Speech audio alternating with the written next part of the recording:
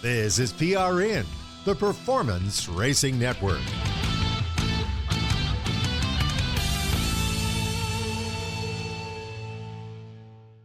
Carolina Country, WCSL, 92.9 FM, W225DL, 1590 AM, Cherryville, Gastonia, Kings Mountain. Online at www.ktcbroadcasting.com.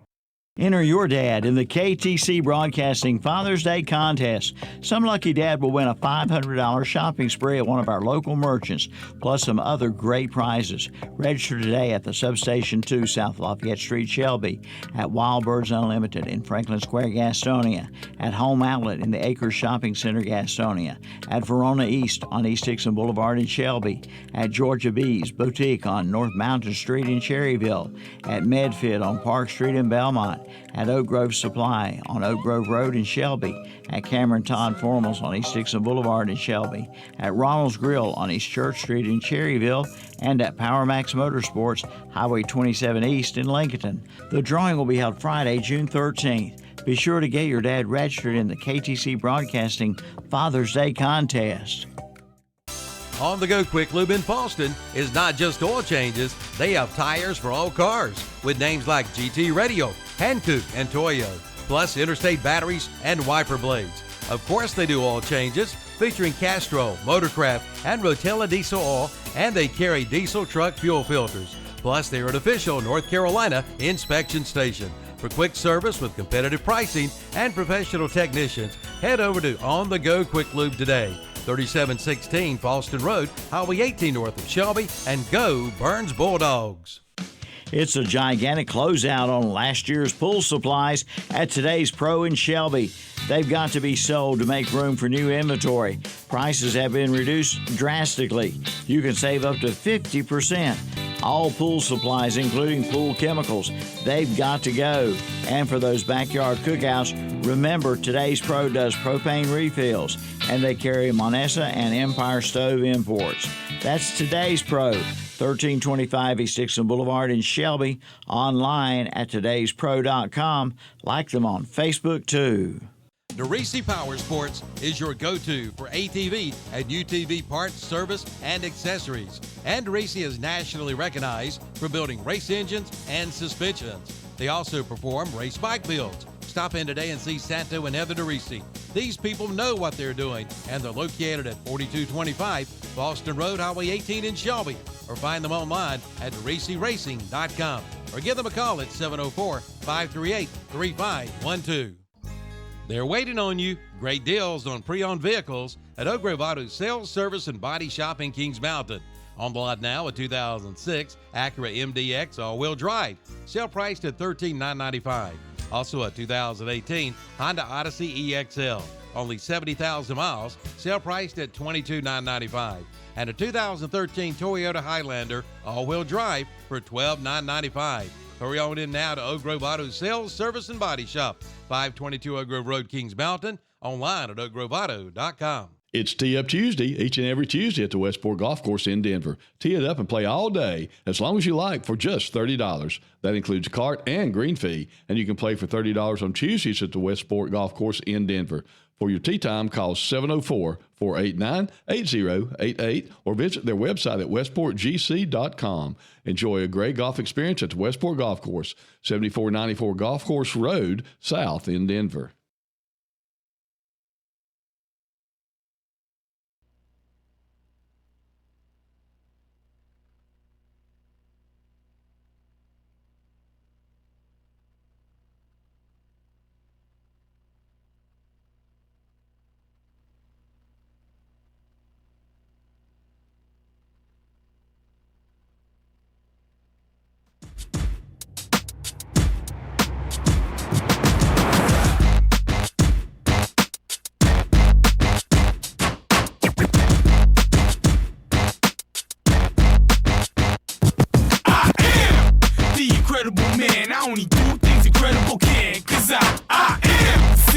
Chosen breed, you don't see too many like me.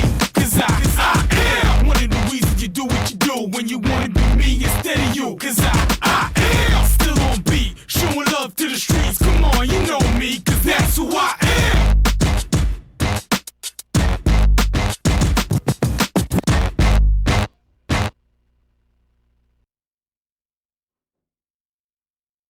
And good morning, and welcome to another Saturday Morning Sports Talk.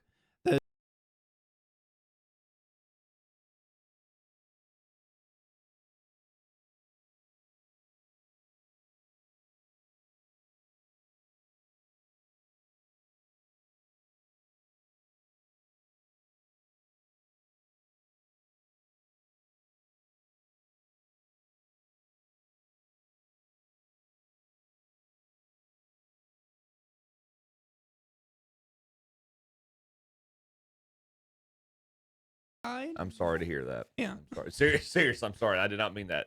My tone now sounds sarcastic, and I did not mean. I'm sorry to hear that. Yeah. It was not examining. I can't hear nothing. It happened, but I mean. Can you hear me? Yes. Yeah, we can't hear you. Yeah, we can hear you. Just can't hear anything. But welcome back to another Saturday Morning Sports Talk with Kevin Hastings, Chip Carter, Tom Sinifani, and Terry Reinhardt, and JP. Wiggle something, Tom. Move something around. Yeah, I know. All right, guys. Welcome to Saturday Morning Sports Talk. Brought to you by McDonald's. Breakfast here in Cherryville. I had an egg and cheese biscuit with a That one was strawberry me, I think. banana shake. Okay. Chip, what you got this morning? I had wrapped up my delicious, juicy sausage and egg biscuit. Thank you, McDonald's Cherryville. And thank you, JP. You're welcome.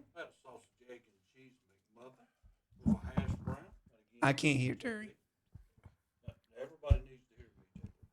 Tom, talk. Let's for a see. sec. Can you hear him I now? think we got some type of wires mixed up or something. Can you hear him now? We hear you. Yeah. Okay. See, I y'all heard boys are myself supposed for to just a check on moment. this before I go up and down the hall. Anyway, good morning. Happy Saturday. I'll let Chip, you guys talk a little bit about your breakfast and whatever you eat. I guess I got to switch some wires over. Terry, hit on your mic there. What are you, 3? Yeah, I got nothing. It's best week ever. All right. Nothing. We good, Tom? All right. Can't hear Terry. We're good, right? All right. Yeah, that's a pleasant thing. I just want to tell everybody I had delicious bacon, egg, and cheese McMuffin with a hash brown and a medium coffee. Thank you, McDonald's of Cherryville. Yes, and also enjoyed my my orange juice. Once again, big shout out to McDonald's at Cherryville. Thank you so much for their continued support and for providing providing us nourishment every morning as we get ready on Saturdays with Joxx Saturday Morning Sports Talk. Once again, Kevin Hastings, Tom Sinifani, Terry Reinhardt. There we go. You got him now, JP? Now it's good. Yeah, I got him now. Now I don't know if we have Tom. Okay. Well, just leave Tom off. That's just We worked on this last week. whichever one of them behaves the best is the one who gets to speak that segment. It's like a competition every segment. Can you hear me? I don't think you're not coming to the headset right now. All right. Can you hear me? Yes, Yeah, we there can we hear go. you. But I Rock can't. on. Okay. We're gonna get that. Hold on. Watch Tom. Look I'm at telling you, this. man. I love watching this. It's always an enjoyment. All right. I can hear it now. Now we're rocking right along. This is Wait a minute. Let me change this back. this is like a wardrobe All right. malfunction. I Can you love hear- watching. Can you hear me in this? I Or do I have can't. to I use can't. it? You're going to have to use that. All right. We're gonna use that.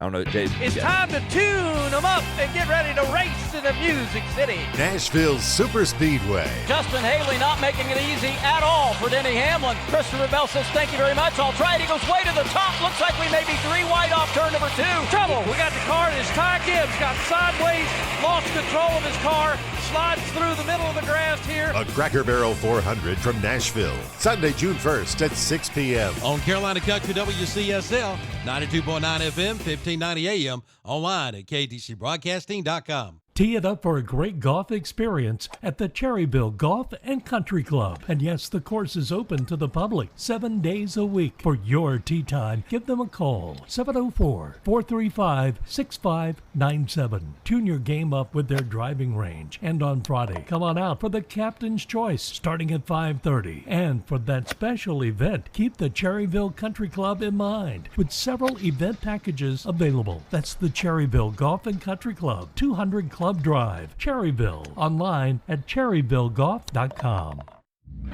Why choose Kubota for your new compact tractor?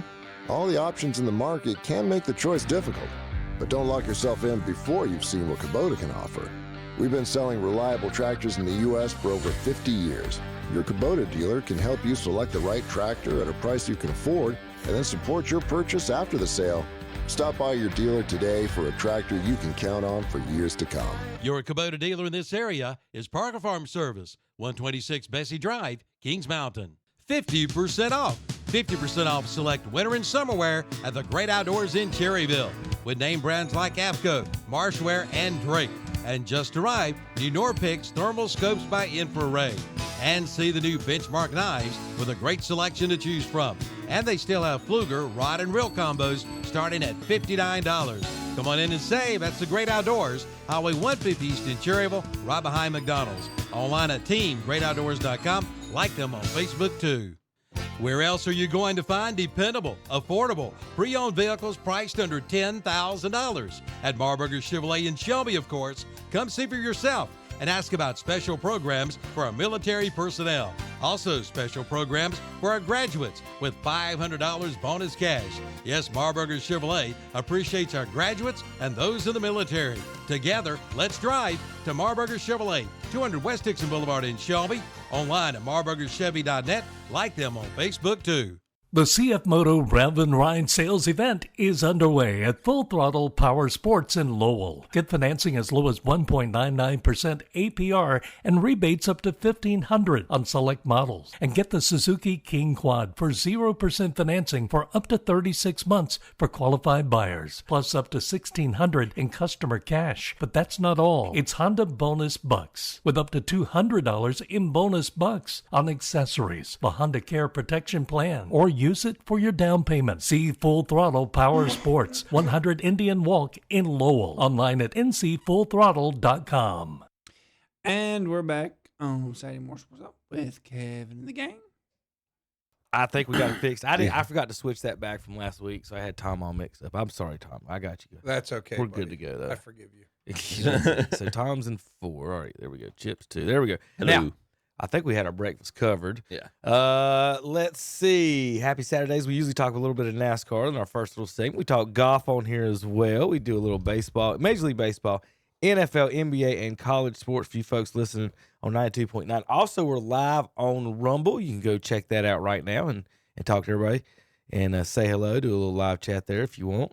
And you can always go back and watch that. We'll have the replays also posted up on the YouTube this week and links on Facebook and the Twitter.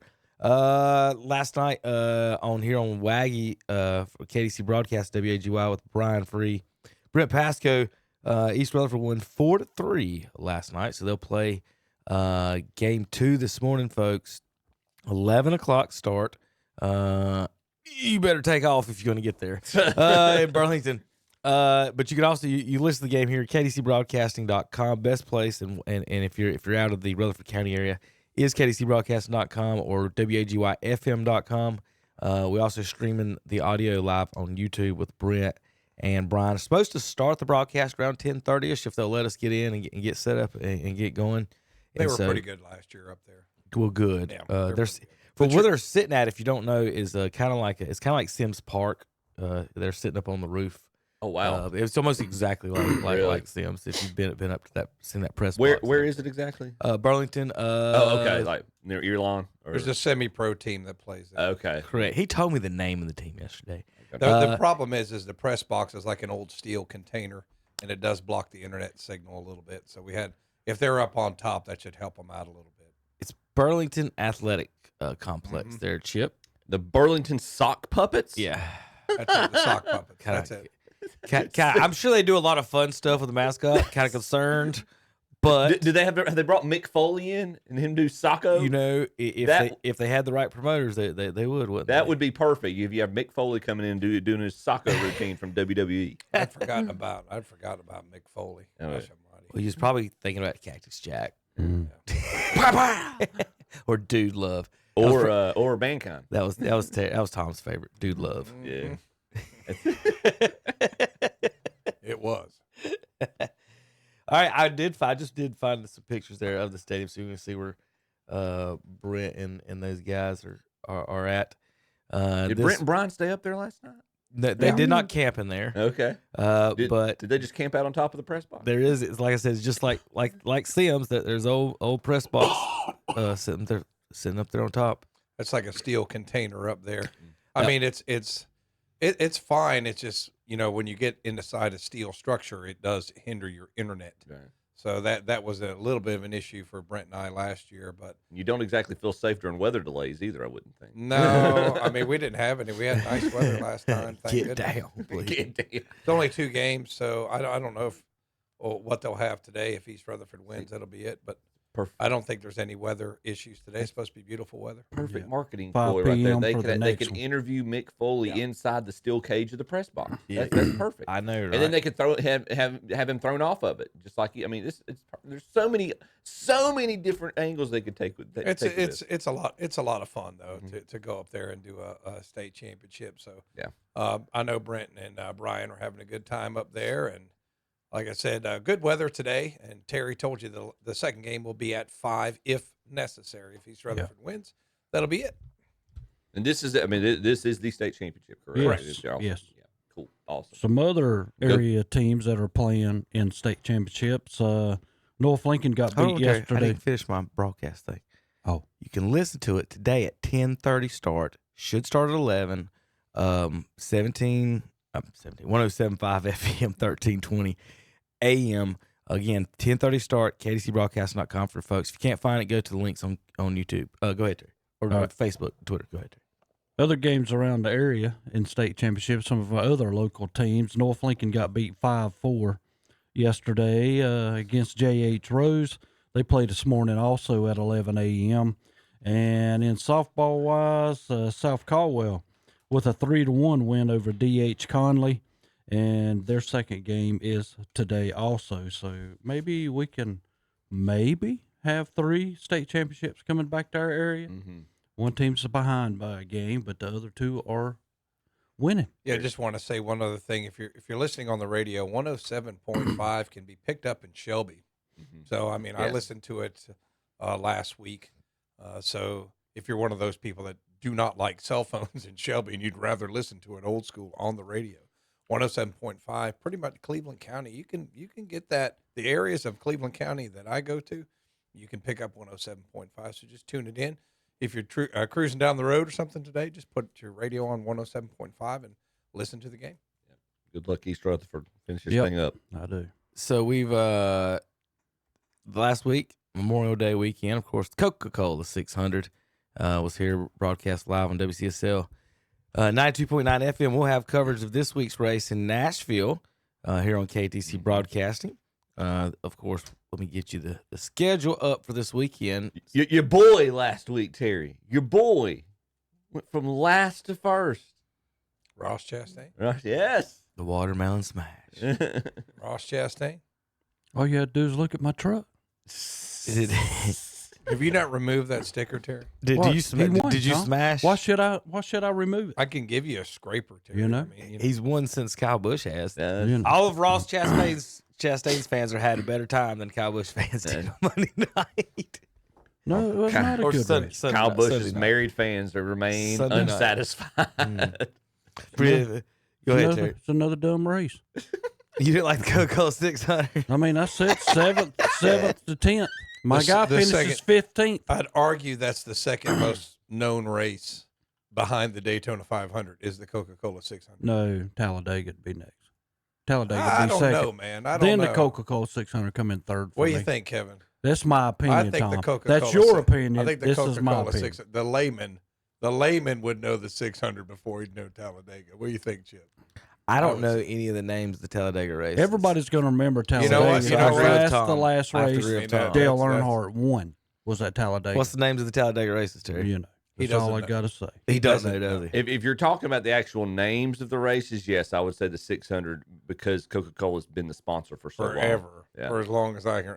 I mean, Well, it's supposed to be the World 600 sponsored by Coca-Cola, right? Ain't it supposed to be the World has it 600? ever been anything besides the Coca-Cola? The World, 600? yeah, it used to be the World 600. But how long ago was that? Let's find out about that. I mean, that's been. You guys got y'all's. I can remember, Google like machines I there. was in in the 70s. I was in college 30 years ago, and it was the Coca-Cola 70s. 600. So I mean, I don't know if it's ever been anything else. Originally the World 600. That's I see when did the name change. It's been the Coca-Cola. It was the Coca-Cola World 600. Coca-Cola started sponsoring that back in 1985, and it's been. I really thought it would be further back than that. See, I told you I remember that. I was 3. Yeah. I did know it was called the World 600. Though. Trivia question: anybody know who has the most wins all time at the Coca-Cola 600? At the Coca-Cola 600? Yeah, not a current driver. Probably Jimmy. Yeah. No, he's not a current driver. No. Darrell Waltrip. Good, very very good. DW with 5. One of the first race. Coke 600, not just Charlotte. Correct. Yeah, just a Coca-Cola. The first race I ever went to was the 95 All-Star race in Charlotte before the 600. And Darrell Waltrip wrecked. He was trying to win that race. He wrecked. Can't remember. I think he wrecked Earnhardt. And I can't remember who won it, but it was like really, cool, to see him like out there racing that hard in that All-Star race. But he did run well there until his late career. They say that he tried to mess with his car too much. Like he wanted to talk to his crew chief. Tom, I would maybe argue the Brickyard 400 might be a big name too. It would have been until they changed it. Not in NASCAR. Yeah. It would have been until they changed it. How so? Changed what? Well, it used to race like the Brickyard, the 500. But now that they took it away and made it like a road course junk. They're not doing that anymore, though. But that, to me, that's what messed it up. When it was initially the same track. I would say that nationally, if you asked people to name a race They'll other go than Daytona, Talladega, and then the Coca-Cola. If you went Mason-Dixon line, anything above, I'm probably going to say that Brickyard. I think Kevin might have a point on that. They might say because outside of when you start getting, you can't go to Charlotte and talk to people that go to UNC Charlotte that know anything about NASCAR. Well, a lot of times, I don't know how many times I'm hanging out with people and they're like, "Hey man, let's go to watch the race." There's I'm from New York. I'm from New York. Let's go watch a race. Yeah, one other racetrack that might bump somebody out of the way if you go back to the old school, and that would be Bristol. Yeah, I was going to say the Bristol night race, but it's not even that's. And I get Tom's point. If you're going by the name of the event, like the sponsor name, the Coca-Cola 600 is the one. Go back to Bristol. How long is the Food City? I would say the 500. That's been the Sharpie 500. Remember, it was the Sharpie 500 forever. So the funny thing, Food City, because Food City is a very niche grocery store, man. It's like you don't see Food Cities everywhere. And I went, gosh, I was in Tennessee for a vacation, and I said, "Where's the grocery store?" I walked up there. It was Food City. Better be in Bristol. Tom, you talk about your first race being the All-Star race. My first race was All-Star, and it was actually Lindsay and I had just started dating, and for my birthday, she got us tickets to the All-Star race, like the good woman that she is. And I saw NASCAR conspiracy unfold directly in front of me that year, because they had the qualifying race, the guys who weren't already in. And the winner qualified into the actual All-Star race. Well, one of the drivers that wasn't in was Dale Jr., and he was third in the starting grid. So he was on the second row, low on the inside line. AJ Allmendinger was on the pole for that race. They come up, the pace car turns off right before the start of the qualifying race, and following him just happens to be AJ Allmendinger, who they say has car trouble. He swerves off, and Junior has an open line as soon as the green flag drops, and he just runs away from everybody. And I looked at my wife, and I was like, "Yeah, that was planned. They wanted him in that race. That was coordinated." Most of the time they'd usually have that race, and then it would be the fans select one guy to go in. All right, I've got all kinds of some fun video here before we get out of here on this segment. This is how so it posted how the Formula One pace car arrives to the race, and then how the NASCAR pace car arrives to the race. Don't know what year this is, but it is pretty cool. We'll check it out. Now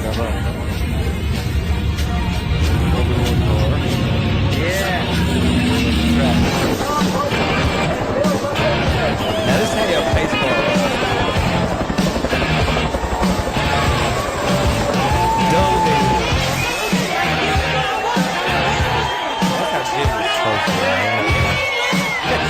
Now, Terry, Ricky Petty comes out of that. That is pretty cool. How would you like to be in a pace car getting dropped off by a helicopter on by Chinook? on Memorial Day weekend. That's pretty cool. How about back in the day? I don't know how much audio I can play of this one. But. Enough to get the front row along the fence, or scrunch down and peek. The charge began literally before dawn at 5 o'clock. This is the race into the Indianapolis 500 By the time the sun parking had lot. risen over the still empty stands, the arteries leading to the speedway were clogged. But somehow everybody got in, filling the This is stands Tom and Reinhardt's gonna spilling talk all here in a over the sec. infield. They're a study in motley. that's when he This is busted his definitely teeth not out. Edith Wharton country. You won't find Truman Capote hanging out Terry on the first Cinefani. turn. The height of elegance here is a guy wearing a shirt with buttons. You can see almost anything here in the infield except the race. That's not quite true, of course. You can see a tiny corner of the race if you climb a tree, or are early enough to get the front row along the fence, or scrunch down and peek through the bottom of the stands. But who needs to see the race? This is a happening. People come here to eat. They come here to drink. There's JP, hard at work. That does look like JP. A little fun with some old. There's old Risk at Lafayette. Where is that? Good Lord.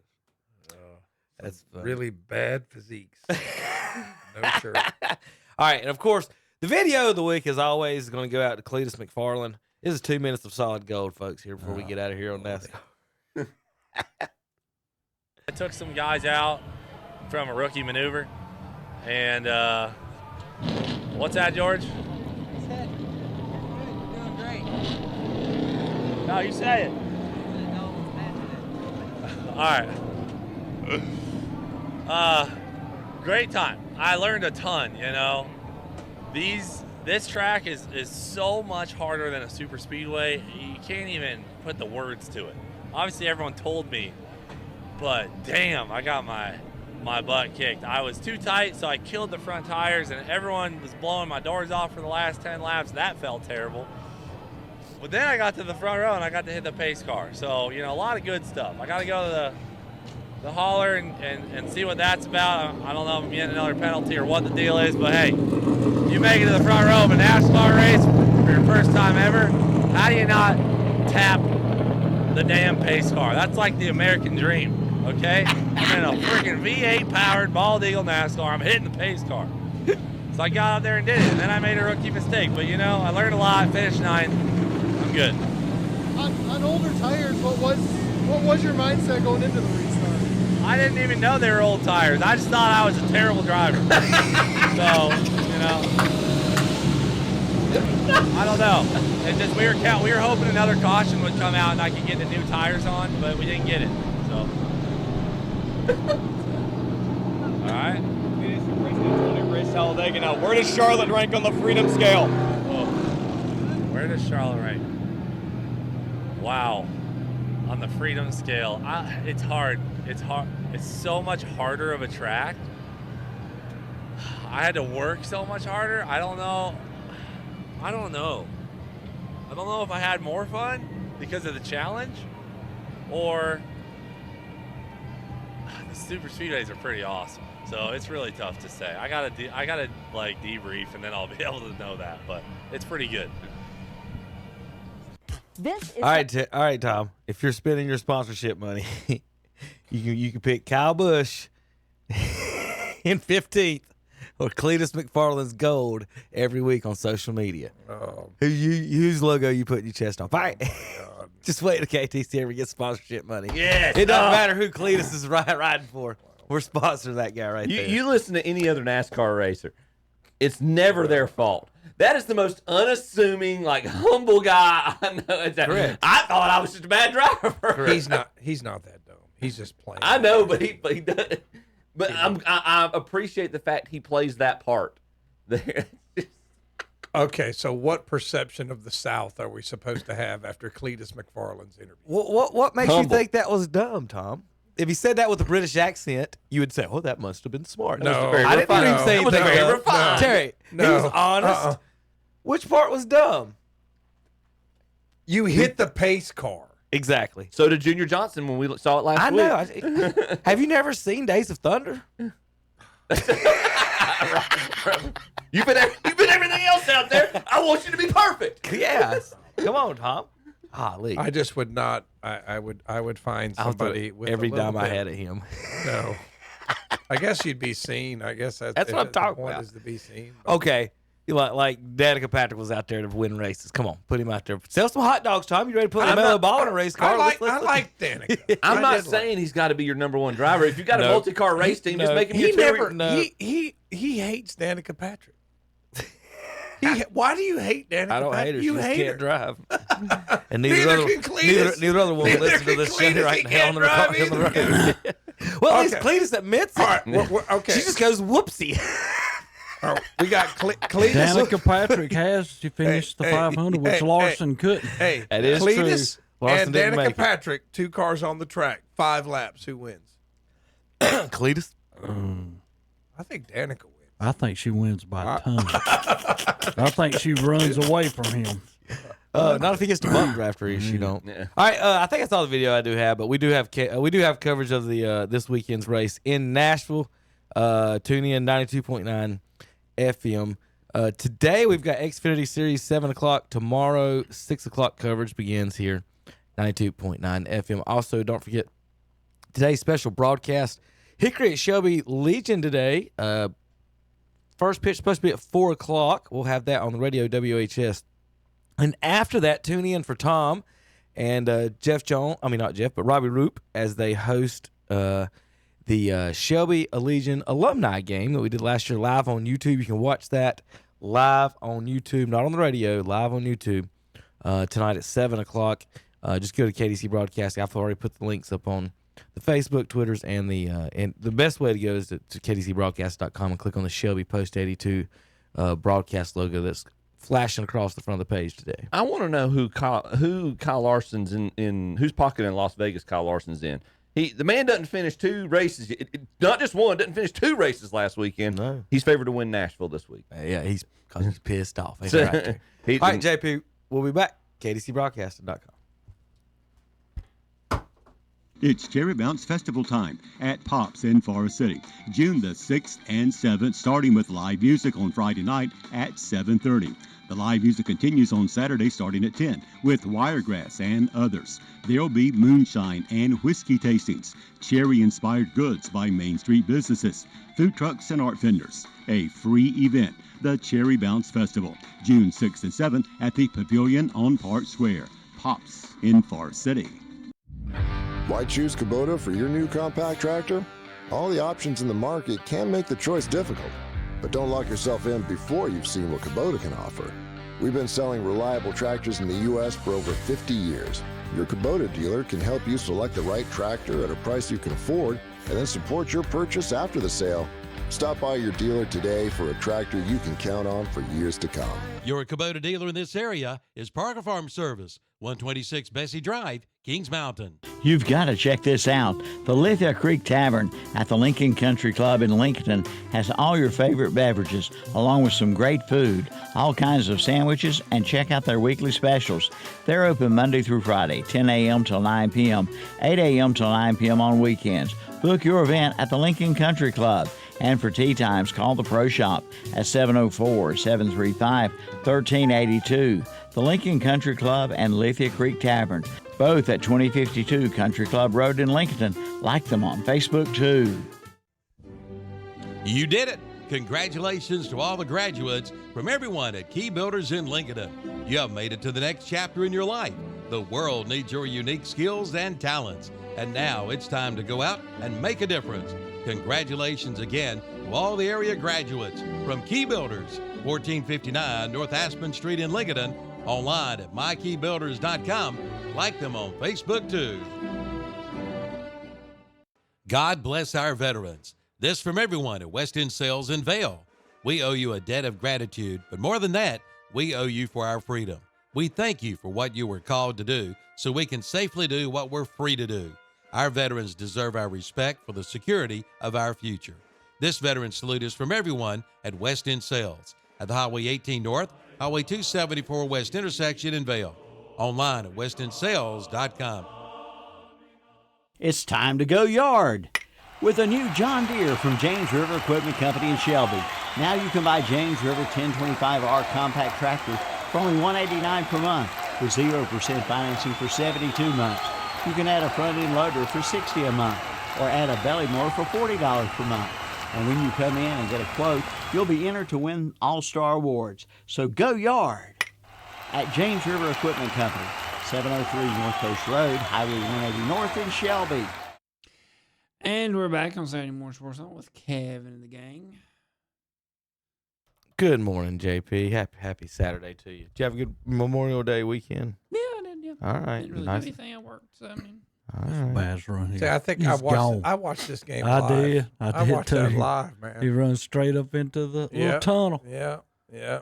And nobody catches Bo. Just like Forrest Gump did, didn't Heskowski? actually, didn't look like He it. copied Forrest.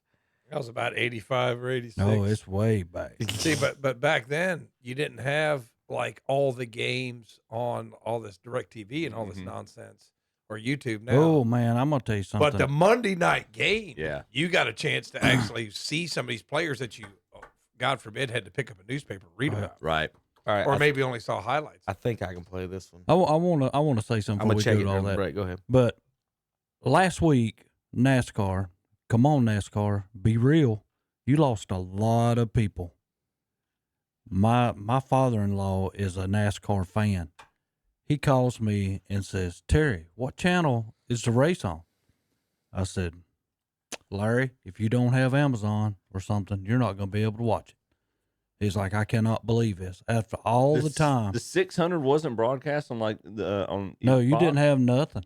No, Really? nothing. You had to go to a radio and listen to it. If you was going to listen to it, you didn't have Amazon on.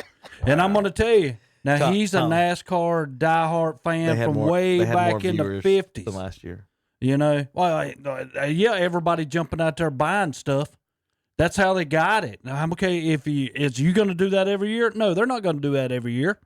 They're not going to do that. Netflix and Amazon are starting to just dominate. Yeah. Yeah. That's what I'm So saying. They had more viewers than they did last year. Well, they would because a lot of people jumped out there and grabbed it. So But they're not going to do that next year. But you're talking about the one they lost, but they gained 4 that they're the one they lost. Yeah.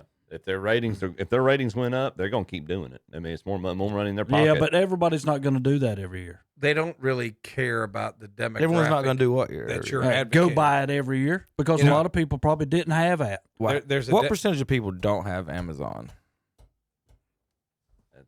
Well, my father-in-law didn't. There's a demographic that they don't really care about. And the demographic is your is father-in-law. the one Terry's talking about. Right. They don't- It's unfortunate, Terry. It's No, unfortunate. it's unfortunate. It's Yes, it unfortunate. is. But here we go again. NASCAR, you keep wanting to go back and bring in North Wilkesboro, bring in Rockingham. You want to go back and get the old style. Don't forget about the people who made y'all. The people back in them days that watched y'all, that was with y'all every step of the way. You're talking about loyalty. Yes. And right now in America, nobody cares about But that. if loyalty does not translate into money, they don't care. Right. Ask Jeff Bezos. What does Jeff Bezos care about?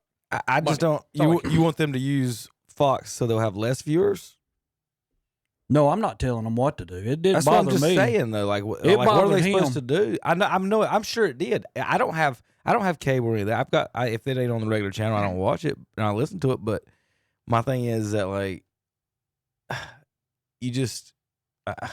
And I don't expect somebody If they're going to get 1 million viewers on that's one 70 channel, some years old to go jump out here and get something so I can watch the NASCAR race. It shouldn't be like that for them. It's going to end up happening in the NFL. does he It's have? gonna end up happening- Does he have cable? He's got Spectrum, but they don't cover it. Okay, but what I'm about to say to you is going to blow your mind. If you don't pay your cable bill, you can afford your Amazon. Yeah. That's what I say. I mean, He's chose which channel to buy, and if he Yeah, chose but which channel to buy, that's he don't have to have cable. no, You're arguing now. You're no. arguing free now. No. If he had just antennas and didn't have cable, but he chose basically a different service over the service that So doesn't he has have to it. change? He has to. So that's what you're asking him to do. Correct. That's why cable. But he's been with Spectrum forever. That's So why now cable's all of a falling sudden- apart. That's You why know what cable- I'm saying? Correct. There's He competition. would have to buy Amazon Prime for the $150, Now- which comes down to about what, $12 a month. Yeah. Now, and here's what that Yeah. goes on. If you have your internet, if they do have internet through their cable company, they have an Amazon Prime. They'll have an Amazon app on that actual cable service that you can go to. So there's more ways to do it. They're trying to get it that way. Obviously, some folks need some tech savvy people that can talk them through it, right, and get them through it. I get what everybody's saying. I'd love to turn on regular TV and see it on whatever local station it is, and it does aggravate you. Turn on and you'll see bowling or something else as opposed to that. But like, they do what the ratings do. And even up to a couple of years ago, even if you just had rabbit ears, you could get the race. But now that's not even the case because NBC is going to put it on NBC Sports, which is not not You're the gonna main need NBC. Peacock. You're gonna you're going to, and like Fox is going to put it on FX. Or something That's what's like aggravating about it all. And like what Terry's going with, you used to just buy one package and get it all. Right. And now you got to cancel that package that gets everything and buy every other And thing buy separate. Separate if that's what you want to do. And it is aggravating. Or you could just not watch it anymore Correct. and listen to it. And Correct. Oh, you can get it on radio. For like $10 a month, I can listen to any NFL game I want. Yeah. So I mean, like if I want to listen to the Panthers, I can listen to it on the Boss. But if I want to listen to the Green Bay Packers versus Chicago Bears, I just listen to it. You know what I mean? I know. And what I do instead, or the Browns, whoever's beating them, or what I what I do is like if it's in the afternoon, I just put the game on the radio. You can and go do something. Yeah. You know, like I don't understand. It's like you could sit there and watch the race all day, or you can go out and get something done, or just go out and do and put it in your ear and listen to it on 92.9 and have a whole lot more productive day than just sitting there, you know, and increasing your cholesterol and your blood alcohol content. I mean, you could do something while you're doing. I remember when one year when Shelby was making their run, and just I was like, it's Friday night. I actually painted the bathroom on a Friday night, but just listened to the Shelby game, you know, and you got something else done while you're doing something else. So I just advocate just listen to the game. It's just as good. All right, that is amazing. Did you ever seen that? Yeah. Tom, the guy making fun of your football team's coach looks like this. The guy making fun of your pro team's college coach looks like that. Me. That's the new Tar Heels coach in college football 26. Jordan is in the house. Michael is gone. Terry's got to be having fun with this stuff. They really should put instead of that Nike swoosh. Instead of that Nike swoosh, they should put. Terry, you need this as a poster on in your office. Don't I know. You? That's what I need. You got to print this off. Terry. The thing is, that's what I'm saying. Don't show this to Gerald Weathers. Don't show it to Gerald. Here's the thing. And then have a sign over the top of there's no Michael. If you want to talk about this, if you're Bill Belichick, was he 74? He's 74 years old. Tom, just on account of you cannot. Can I does finish not my mean. statement? Can I finish my statement? I wasn't even done. Oh, he's Southern now. You hear that?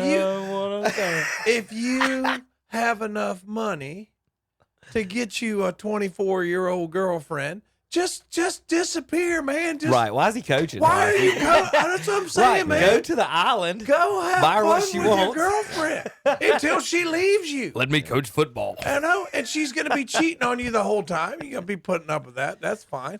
But I'm serious, I would rather man. have her on an island away from as many what men I'm as saying, possible man. her I age, as just opposed to in good shape, surrounded by 10,000 of them in Chapel Hill. Yeah, weightlifting and good training. And I will say this: all the people judging him. If you're a middle-aged 67-year-old guy, it's like I'm proud of him.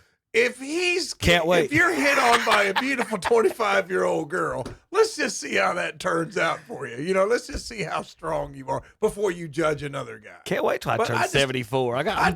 Goals, life goals, right, Terry? You got Goals. yours down. You're I just not don't- 74 yet, Terry. Tom, it's like this. What he's doing? As soon as he walks in there, he's like this. I don't care what happens as long as she comes home with me at the end of the day. But I don't understand why he's coaching. I mean, you know. Why is he coaching? I can't believe Terry. Well, that's what he just got Why to is he say. I just don't understand why he's still coaching. I didn't get it. Why is he doing interviews with her sitting in the background Yeah. telling him, why are you doing it? Just disappear. Just go away. All right, I just don't understand it. I don't understand. oh god, we're gonna do a little football while we're there. Oh lordy, man. Only 10 teams in college football will not play a FCS team this year. So I want to congratulate these teams. These teams are the toughest, best schools in America because they're not afraid to play real competition And hope they qualify for the playoff. Texas, Wisconsin, UCLA, USC. Which USC? Southern Cal. Okay. Yes, I was getting ready to say. Stanford, Colorado, Go Dion. Tulane, Sam Houston State is brave enough not to play in They're not an FCS school? No, they're a group of 5, and they still will not play in FCS school. And, of course, the 2 best schools ever, Michigan and Notre Dame. Don't talk about them schedules, remember, next fall, Terry, when he starts talking about Notre Dame's schedule. Yeah, Michigan says we don't play them flunkies. But Ohio State, y'all do. What are y'all playing? Youngstown or something like that? Grambling State. Grambling. Oh, Wow. my Lord. Yeah, I mean, I'm That'd not, be I'm a not tough gonna, one. I'm That not might be gonna the most defend- embarrassing thing I've ever heard for Ohio State. I'm not defending it. I'm just telling you, I'm not defending it That's whatsoever. worse than a I'd rather tattoos. see- Y'all should have the season Hey, revoked. play an in-state rival. Play Kent State. Play Akron. What is Play Ohio. Play Ohio. They are playing Ohio. Oh, are they? Okay. Mhm. Okay. They are playing Ohio. This, or just I would, if I was the NCAA dictator, I would say, okay, we're going to have Big Ten SEC Challenge Week. Everybody based on what you did last year, we're going to match you up, or at least 10 of the teams. Everybody's going to play. You're going to play interconference. Yeah. You get beat, you get beat. Shut up. Quit crying. If you got beat, then you're not good enough. What are you crying about? So I mean, I would just force their hand and make them do. There's about to be some major changes. Big Ten and SEC look to be trying to split off from everyone else. SEC's looking at 9 conference games, 1 Big Ten team, and then 2 Western. Who Mercer, ain't that who Alabama plays? Somebody like that. Y'all Western play Carolina. Grambling State. Like, I don't think Grambling State would come. We don't think App would play them. Why, Terry? Why is Ohio State and these teams like? And like you just said, Tom, like at least you're not even in the state. Keep it in the state school system and the money. That was a You're valid paying argument. Grambling. I didn't necessarily think I was a fan of it, but I mean, Tom, that's not a. I'm That's not not. gonna, like there are things like I'm not one of those fans. I will not defend everything that Your my school school does, or your does. I team will does. not defend a Grambling State home game. I mean, it's just like there are other teams. West Virginia's next door, right? Play West Virginia. Pittsburgh's right down the road, right? Yeah. Play Pittsburgh. Completely. I mean, I don't like. Everybody's so worried about getting beat. You get beat, you get beat. Completely agree with you, Tom. And I'm a North Carolina Tar Heel. Depends on who you are. In a 12 team playoff format, you say Ohio State goes down there to Pittsburgh and messes up and gets beat. Well, you've got plenty of time to recover You got that. 2 losses. You can do that. That's what I'm saying, man. I mean, I just don't. No, I know I'm everybody. being serious. I know everybody's afraid to get Well- beat in a non-conference game, but I'm just saying, man, it's boring. Who wants to watch Tom, Grambling well, here's the- State and Ohio? Here's the problem. Tell- You say can what I go, think you're gonna say. Ohio State can go lose 2 games. North Carolina State cannot lose 1. Correct. North Carolina State's going to lose 6, so it doesn't matter. Well, It's a I'm moot just point. saying, though, there's the difference. Well, but we here- cannot It's lose not any. a moot point. But there's They're going to lose 6 games every year, Kevin. Now he's making the point that some teams, there's 10 teams in Yeah, but college it's Ohio football State It's can lose irrelevant. 2 that can games. lose It's 2 irrelevant. games. Alabama could lose 3 that you could probably And get in still these be in playoffs. it. And there is no way on God's green earth for North Carolina, based on the name, that they are. Now, what I was going to say, and here's what I don't like about the college football fans, is that they seem to think that they deserve a second chance. Ohio State's one of Once those. you've been like, and this, like, for example, the teams that finished 3rd in their conference, once you've been beat by a team that's in the playoffs, what argument do you have to be in the playoffs? Right. Because you shouldn't get a second chance to beat that team that's already come and dog walked you or whatever happened during the season. And that's the one thing I don't like is you sit there, well, why do I get a second chance to come back? Yep, they're going to keep expanding it. And then everybody's got second chances now. So you can lose 2 or 3 games, and it's going to be the same names over and over because, well, they can lose 2 games. I know a 2-loss Alabama is better than a 2-loss North Carolina. Yeah. Alabama's in. Oh, yeah. Every single time. And so here's some auto bid proposals that, and the Big Ten and SEC are wanting 4 auto bids, and they only allow the ACC to get 2. And the big, what's the other one? What's the other Big East, Big Ten, Big something? There's too many packs, whatever. There's one hole in your theory, though. Which theory? Alabama didn't get in last year. Just last year, yeah. but they're expanding. They're expanding to how many? You said Alabama's going to get in regardless, and Well, that's the first year doing it. I guarantee it not happen again. I guarantee it. Yeah, I guarantee Colonel it. Sanders over here Well, guarantees. again, I'm just the telling one year the no, SEC no. doesn't get their way in the committee, they want to blow all this stuff. That's how they're the ones for doing all these proposals and everything. It's like, no, this is not what. So here's the 5 auto bids, Power 4 conference champs, and 1 group of 6. So there's your 5. Rest of the field at large teams, whether it's 12, 4, or 16, has been proposed multiple times to Big Ten and SEC sources. They have come back proposing 4 auto bids for their leagues and only 2 for the ACC and Big 12. That's 1 the group dumbest of 6, thing I've ever heard. and then 3 at large bids. What makes them think they're better than everybody else? That's Yeah, exactly. they was this past year, but that changes every year. That's exactly what they're proposing. The SEC was not. Remember, this SEC is was just in not that football, good. not No, they was basketball, not. not gymnastics, not baseball. We're not having this argument. They want to do it just. This is a football thing. The thing is, in the era of the NIL and the free agency every year, they're not going to be able to. Nick Saban's not down there to recruit all these 4-stars to sit on his bench for 2 years, so he's Yeah. not playing against them. So I mean, you're just not going to be able to do what you used to do. You recruit a 5-star, like Ewers at Ohio State. You recruit a 5-star, you get him to come to Ohio State. He doesn't play. See you later. Yeah. You know, I mean, it's just you're not going to be able to dominate. You're not going to be able to lock up that talent, even with recruiting. It's like, oh, we got the top recruiting card. It doesn't matter. You're not going to be able to Doesn't matter. They can leave whenever they want. You're not going to be able to backlog Right. positions. So I just don't think that. I mean, the era of SEC dominance is not going to happen anymore, and I think there's going to be a lot of parity. So they know that. So that's why they want to do this now, Terry. They know the direction it's going in. Getting ready to change. So what they want to do is say, okay, since we know the direction, let's go ahead and lock up our spots now. Because still in people's minds, the SEC is head and shoulders above everybody else. But what happened to Tennessee when they come up there to Columbus? But the SEC's head and shoulder. Oh, their backups could beat Ohio State by 50 points. I was like, we proved that wrong. So they know the direction all this is going in. So let's go ahead and use our reputation while we still have it, and make sure that we lock up more money for our conference. That way, if we have more money, then we can recruit more players and maybe be dominant again. That's what I liked about Ohio State and the Fighting Irish playing for the national title. No SEC was involved. So how can you come up now saying we respect 4 people from our conference to get there? Who was in it besides Tennessee who got blown out? Who else from the SEC? Georgia was in the playoff. And Georgia got beat by Notre Dame. Manhandled by Notre Dame, right? The second half they did. Yeah, it got manhandled by Notre Dame. So, yeah, who else was in it? Texas. So the SEC folks put out this big thing about how they're the best conference, and I don't even want to read it. It's ridiculous. Well, I'm not saying that they're not. And they I'm play just saying when it come to the putting it out there on the field, they did. They're coming out talking about they got the toughest schedule. That's been the schedule. Oh, yeah. The schedule. The Alabama coach, new coach, you wonder what would have happened if other people would have played our schedule. Talk about getting in the playoffs, Tom, Terry. Now, I know what would have happened. Ohio State. They wouldn't have lost to Vanderbilt. Right. Yeah. They played. That's what happened. Nobody in the playoffs lost to Vanderbilt. If you lose to Vanderbilt, what argument? And that's what I mean. When some things should disqualify you, right? If you lose to Vanderbilt, you're not in the playoffs. I don't care if you go 12-1. I don't care.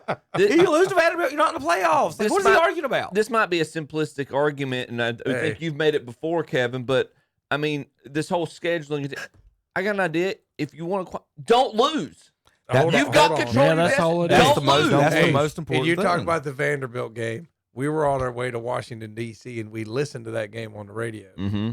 And I'm going to tell you that Vanderbilt manhandled Alabama at the end of that game. I mean, ran the ball down their throat. Yeah. They knew they were going to run the ball, and Vanderbilt just ran it down their throat, just manhandled them in that game. So, I mean, like, what are you crying about, man? You got, not only did you get beat by, you got beat up. You got manhandled on the field, in the trenches, in the fourth quarter. They wasn't by Vanderbilt. Wasn't trick plays. They just They had the ball in the lead. They punched you in the jaw. Correct. Yeah. Correct. And it's just like, man, why are y'all crying that you're not in the playoff? I mean, it's just so stupid, man. But like I said, they're trying while they still have this reputation of being the elite conference, because Terry made the best point. What SEC team was in the final? Right. Oh, that's not a hard question, is it? Yeah, Okay? and then all of a sudden you jump back out here the next year saying we're the best. Ohio State maybe. Ohio State puts out 2 SEC teams. Oh, what happened to Ohio State can't beat the SEC? Before they couldn't. I'll give you credit. Before they couldn't, but now they can. So let's change this now before it's too late. Yeah. You know, so that's their mindset. I still think, and I'm curious now, have y'all seen this argument about, and this could be to the point where you're talking about these automatic bids, this 11-5 or this 5-11 rule that they're the reorganization. They won't do a 16-team playoff now. There's a if you do 16, nobody has a bye. Right. That's what it was. 4, 4, 2, 2, and 1. So there's with 12, the top 4 had and then the 3, top 4 and then had 3, bye. and then 3, and it was 3 whatever at large or whatever. Yeah, but I still don't like the 4-4 concept at the top. Well, here's what I don't like: is I there's don't a like big that at argument, all. and nobody How- can. Who And nobody, can tell you have the best conference? Here's what people, and you're right. Here's the problem I have. One big problem I have with college football. You guys can't figure out whether you want the best 16 teams or the 16 teams that qualify. Yeah. Right. Yes. Yeah. 16 teams by your opinion. Yeah.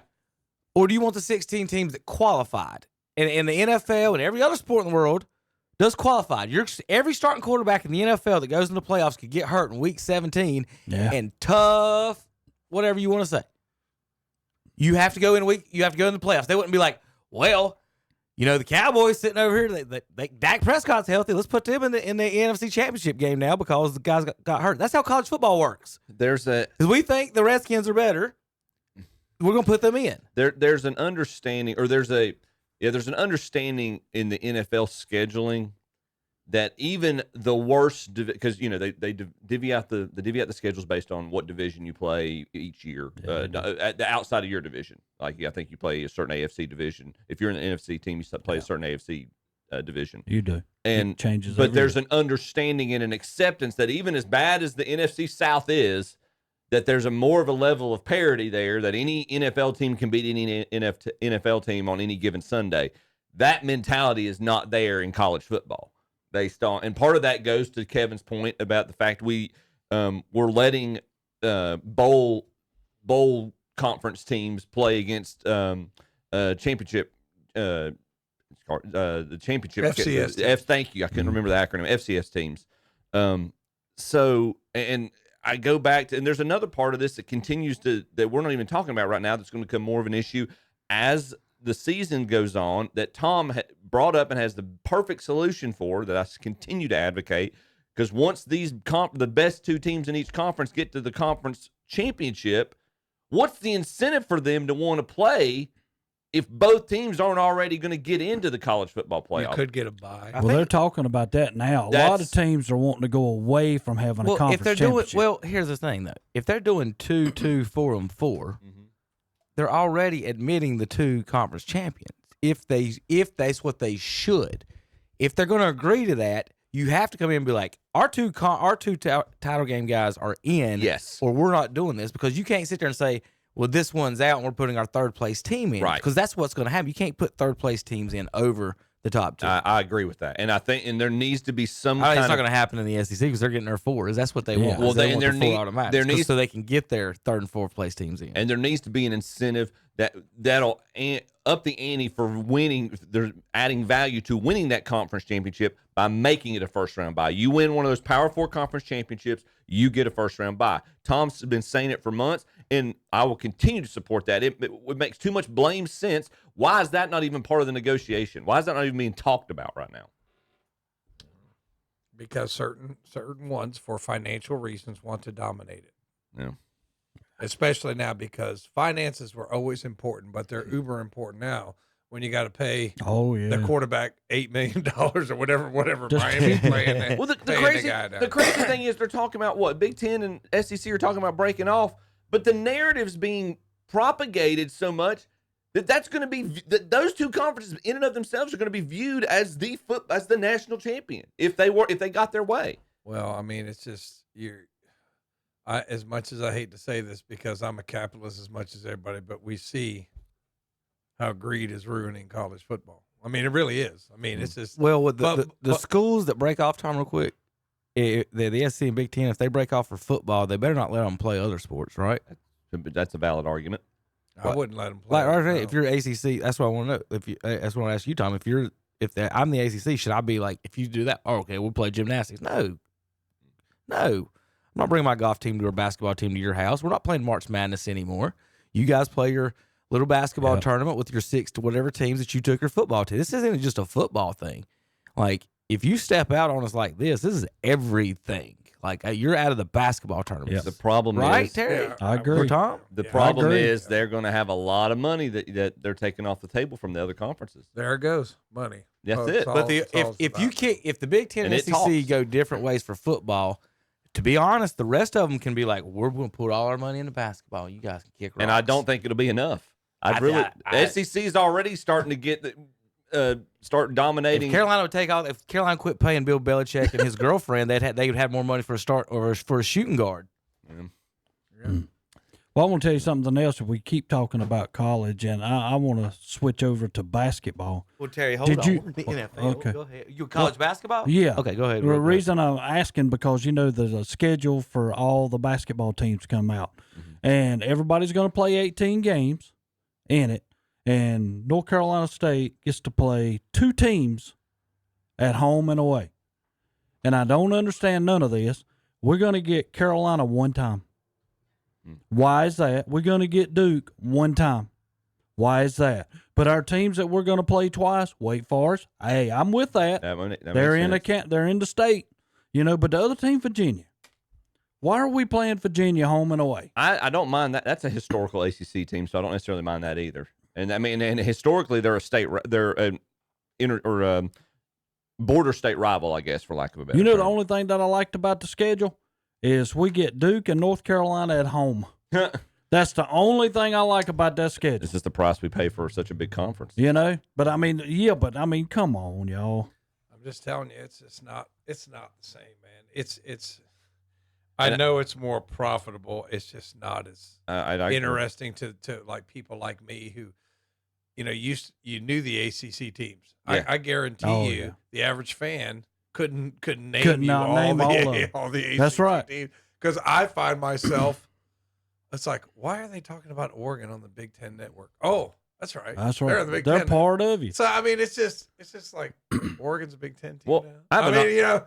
Which California, Stanford, ACC California. Team? I mean, I have a novel concept. How about we name teams on the Atlantic Coast in the Atlantic Coast Conference? No, but it made more sense. Like the geography fed the rivalry and fed. I mean, it's not what it was. You know what I mean? And it just never will. Us that grew up with a different. It's never going to be like that for us again. And it's a lot of the major media outlets that they've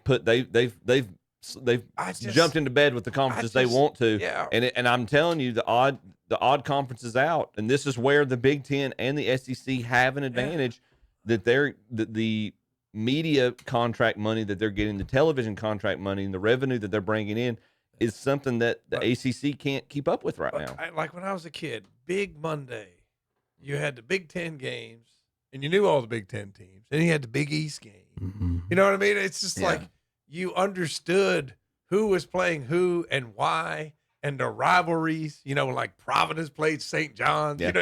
You know, this is a regional rivalry, man. That's what that's what college sports are about. You know, Ohio State's playing Michigan State.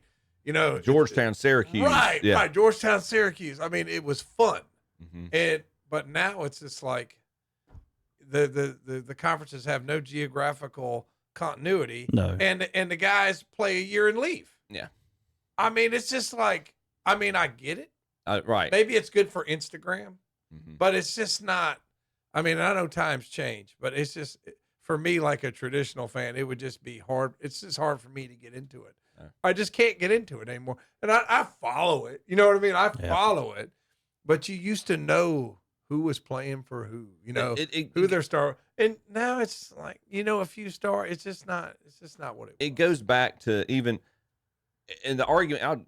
I'm changing sports as an example, but when Major League Baseball went to interleague play, I think most of us would be hard pressed to say that wasn't a win, that it's not a benefit, but you lost something in the fact of having these two leagues not meet until the World Series. You lose something not having these regional rivalries not meet until the NCAA tournament. You know, you see the best of the Big East match up in the conference tournament, and again, you have I think of the 5 overtime game between Georgetown and Syracuse. And the all the classes of the ACC, and seeing who can stand at the top of the end of that conference tournament, and then you mesh them together for March Madness, and bringing a football playoff. I would have loved to have seen the dynamic for that, and in a sense, you get to see it to some extent, because part of it right now is because none of these teams want to play each other in the regular season because they're afraid they're not going to qualify if they lose. My question for y'all, is California in the ACC? Yes. They are? Yes. North Carolina State don't even play them. Do they play? We're playing basketball. Do they play? We don't even get to play them. Do they play SMU? Oh yeah, we play SMU away. Don't even play them in basketball. We don't even play them in California, but we're going to play Virginia twice. And wait twice. I understand the wait thing, but take the Virginia, give us a California in there somewhere. Remember back when we were kids, there was 8 teams in the ACC, wasn't it? Oh yeah. You don't have so many games you can schedule. That's when it was fun. What's the point of adding teams if you're not going to play them? Then when you go out west, most of the teams, if you go back to their schedules from last year, that's like when State went out there. We played California, then we went to Stanford, then we come back through SMU, then we come home. You know. Well, we still got some golf, some baseball, and NBA playoffs to go over when we come back here on KTCBroadcasting.com. Enter your dad in the KTC Broadcasting Father's Day contest. Some lucky dad will win a $500 shopping spree at one of our local merchants, plus some other great prizes. Register today at Hansel's Carpet on Highway 27 South in Stanley, at Jill's Uniforms on East Dixon Boulevard in Shelby, at All Carry Insurance on West Dixon Boulevard in Shelby, at Shelby Hardware South Lafayette Street in Shelby, at Deja Vu Consignments downtown Cherryville, at Pro Wellness Family Chiropractic on Clark Drive in Lincoln, at the Chop Shop Dog Salon on East King Street in Kings Mountain, at Holly's Flowers on East Morgan Street in Shelby, at Victoria Cole Gifts and Collectibles in downtown Cherryville, and at Arnold's Jewelry and Gift Gallery, South Washington Street in Shelby. The drawing will be held Friday, June 13th. Be sure to get your dad registered in the KTC Broadcasting Father's Day contest. It's time to tune them up and get ready to race in the Music City. Nashville Super Speedway. Justin Haley not making it easy at all for Denny Hamlin. Christopher Bell says thank you very much. I'll try it. He goes way to the top. Looks like we may be 3 wide off turn number 2. Trouble. We got the car and his Ty Gibbs got sideways, lost control of his car, slides through the middle of the grass here. A Cracker Barrel 400 from Nashville. Sunday, June 1st at 6 p.m. On Carolina Country WCSL, 92.9 FM, 1590 AM, online at ktcbroadcasting.com. At Coyote, we're going to treat you like dirt because we hold dirt in the highest regard. We're honored to find it under our fingernails, lucky to be caked in it at day's end. It keeps us humble, honest. Dirt gets taken for granted by most, but if you know us, you know getting treated like dirt means getting treated with respect. Coyote, we dig dirt. Your Coyote dealer is Weston Sales, Highway 18 North, Highway 27 intersection west in Vale. Performance meets power at Boyd Tire and Appliance and Boyd Lawn and Garden in Clover. See the new John Deere mowers, the Gravely mowers, and the Aaron's mowers. Ask about 0% financing for up to 36 months, plus a full line of Steel and Echo trimmers. Keep your lawn looking sharp with a stop in at Boyd Tire and Appliance and Boyd Lawn and Garden, located at 110 North Main Street in Clover. Online at BoydTireandAppliance.com. It's a new schedule at Copper Penny. Now open Wednesday through Sunday at all locations. Choose from the most delicious menu items: ribeye, filet mignon, and sirloin steaks with any 2 sides, chicken, grilled salmon, pastas, wings, burgers, wraps, soups, and great appetizers. Open 11 to 10 Wednesday and Thursday, 11 till 11 Friday and Saturday, and now 11 to 8 on Sunday at Copper Penny. 3 locations: Forest City, Rutherfordton, and Lake Hickory. And be sure and check the Copper Penny Facebook page.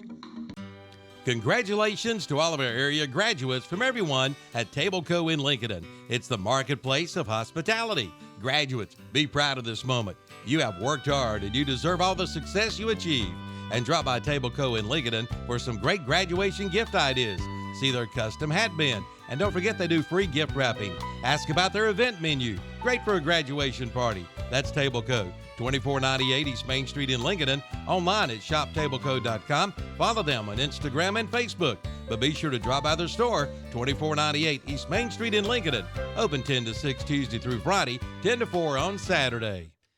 And we're back on Saturday Morning Sports Talk with Kevin in the game. They're talking about a few things.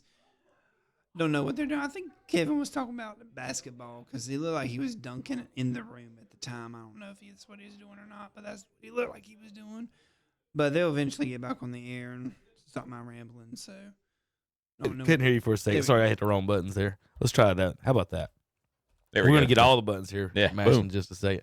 Sorry, JP. I was looking at some Bo Jackson highlights. Anything, whether he's doing good or bad, is fun to watch. Entertaining. What was crazy, Terry, is watching when he just the full contact, not even like grazed contact, the full contact of running over somebody, and then he's at full speed before anyone else even even catches him. Well, one thing I Oh, my like God. about listening to the old guys, Yeah. because I don't care who they are, they can tell you the best time they've ever been hit. Yeah. Yep. I mean, they're not going to forget it. They remember that guy's name, his last name, his middle name, and his mom's name. They remember everything about it. Yeah. Bo's like, you always heard about just how much of a freak athlete like Herschel Walker was. Mm-hmm. And then it's like Bo like just took that to the next level. Oh, I feel like it was I don't know. They get in a fight. Herschel's whipping Bo. You think? He's a mixed martial artist. Well, okay. Like Herschel, wait a minute. But just because Bo can hit a baseball, Herschel's he was the track athlete too as well. Give Herschel, Bo probably should have stayed and done some track to be honest. Give Herschel a kendo stick and give Bo his baseball bat. There we go. That Herschel never got beat in the MMA ring. I know that. Wow. He went in there and whipped everybody. He did say if MMA was around when he was in college, he would have done that instead of actually playing football. That's how much Herschel liked that. All right, so there's your football. Tom, I'll let you choose baseball, golf, or NBA playoffs. Let's go ahead with baseball first. All right, we'll go all these bad umpire calls. Here we go. Did you get the video of the idiot umpire I sent you? Maybe I've got like 10 videos here. Let's see what all I got here. We're gonna start with the call at home, and let's see if you guys know what the call ends up. Let me read it. Okay, here we go. We're going to Marietta, Georgia. I just made that up. I don't know where we're at. All right, so Chip, I'll let you do the play-by-play here. Fly ball into the gap. Center fielder cuts it off. Throws it in home. Gets to the catcher. And runner is safe. Were the bases loaded? Was that supposed to be a force out? So the offensive team celebrating. They're out in the outfield. It's kind of hard to describe what's about to happen. And they're sprinting towards the right field wall. Oh, we've got a meeting of the umpires still on the field. The losing team's not leaving the field yet. And they just called the runner out. So it was an obstruction call. Huh. So I don't know what the runner did, but this is the very next batter. They had to bring the players back on the field. They strike the batter out, and the other team wins and celebrates. Wow. The all I got was on the the call was overturned and the base runner was ruled out on this walk off. So I don't know exactly what he did on that to cause Well, that. if it's obstruction, you obstruct the runner. That wouldn't declare him out.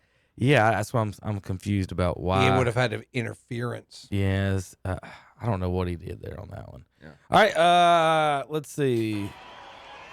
This is Major League Baseball.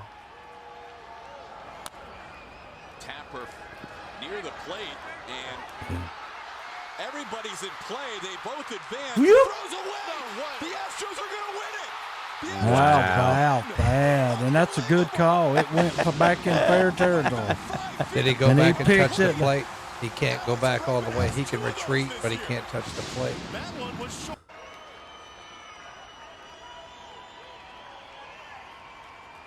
Here's the pitch. Right there, he picks it up. He went past the plate. I would say he's out. You can't retreat past the plate. You sure you retrieved past the plate? What? I think he went back there, but I don't think he might have not. It went back beyond. Look where he went. He's beyond the plate. Oh, right. There he's picked up. Okay. He steps back. He's going to take one more step. Yep, right there. He's within the plate. He's out. He's out. You can't retreat that far. Terry's out. Now, would I probably miss that call? Probably. Because if you make that call, See, he's not even looking at him. No. I mean, you see the umpire looking straight. He's looking at down. that ball. He is. He's looking at it, which he's already called it fair, so he should be looking somewhere Right. else. fair ball, you're out. You're out. You know. You know, you can say whatever you want. You know, you're out of the baseline. You're Yeah. out. You're out. Oh, I'm with you, Tom. I would have probably not called But that. you would have neither. to call that immediately. You would have had to. All right, how about this one? Oh, I need some sound. Whoa. Do I have any sound there? I What don't you have any what? sound Yeah, on that one.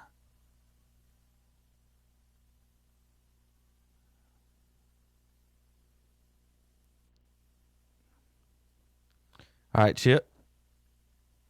Oh, that's why we can't hear. All right, Chip, go ahead. Fly ball. Out center field. Center field throws it in. Here's the relay to second. Tag. Runner is safe. Runner gave the shortstop a stiff arm. And He's out. He's out. So what they ruled was he's ruled safe at second, ejected from the game for malicious intent, and a pinch runner replaced it. You cannot be safe on malicious contact. After the play. Doesn't matter. After he hit second, then he hit him. Disagree, Tom. You're out. I don't know why I'm not getting sound on that. Malicious contact. You're Watch out. it again. Good play by the left fielder. Ball thrown in, play at second, slide, boom. Bam. You're out. Malicious contact. You're out. You're out. Don't care. You're out.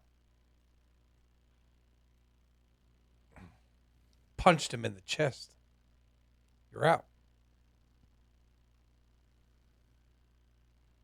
I'd say don't be on the tracks when the train comes through. part of me, I mean, yeah. Part of me is like, yeah. Terry. I mean, Was he blocking the base though? That's what he was sitting No, on the base. he was like right on the base. He was sitting on like he was laying an egg. Well, no, he's right there. Well, then And he left puts his foot. left knee's blocking the base. He did Yeah. put his knee out there in front of it. There's so much there to look at. Yeah. Right. Boom. That knee's blocking. See, right there, he puts that in front of it. But his front leg's trying to go around it. So he's trying to go backside slide, and he's blocking that whole side of the base. Laid an egg on it and is mad that he got hit. I mean, can an argument not be made there that was his momentum going in? I'll make the argument as a middle infielder, you shouldn't be on top of the base. Yeah, that's what I'm saying. Yeah. The only time you used to be on top of the base if you're jumping over somebody like Ozzie Smith. It's not. There's only bad things going to happen. And that base runner is a little more built than that shortstop is. I mean, if he runs into that shortstop, I mean, my that whole deal is where am I putting my hand? I mean, because you don't know where your hands are going at that time. Now I've got some softball highlights for Terry. Don't tag. Well, from my view, her hand never got to the base, so she should have been out. Called her safe? I don't know. They're calling obstruction on the third baseman for that foot right there. What? They're saying they called. You're supposed to give access. They to called the base. obstruction on the third She base. did have access to it. I thought so too. Yeah, that's a That's pretty ticky-tack That's what call. I'm saying. She's got She's called access. obstruction for that foot right there. So where's that foot supposed to be then? Well, it's not a force play. Holy moly! Gosh. I'm sorry.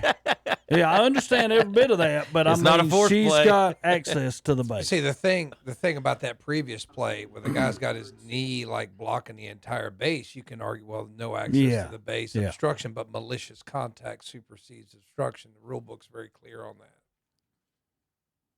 I would argue that wasn't malicious their malicious contact. It was just his momentum from sliding, and that shortstop is half his size. Chip, he had his arm extended and into his chest. It's not his momentum.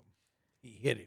All right, no interference was called on this one. Should it have been, Tom? Watch the batter here. If he's not, no, because he's not to the 45. You can run wherever you want, and now he's running towards. But watch what he does. Yeah, watch what he does. I don't know if it has anything to do with anything, if it's against any type of rule or not. But the first base ump's not looking, and the home plate ump's watching the ball. Okay. He slides. He doesn't kick his He leg slid out. at the 45-degree mark. Look. He doesn't. That's weird. Yeah, that's weird. If he was, I mean, it's not like he kicked his And leg they out. missed the play at home plate, too, so I'm sure the other coach was losing his mind on that. Huh. Nothing? I'm calling nothing. He's not to the 45. No. Got you. I'm calling nothing. I remember we learn the people out there in umpire world every weekend. He's not to the 45 yet, so that's why the 45's there.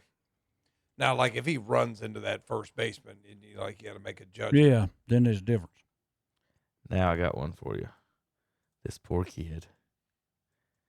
I know Terry's going to call him out because Terry has no heart.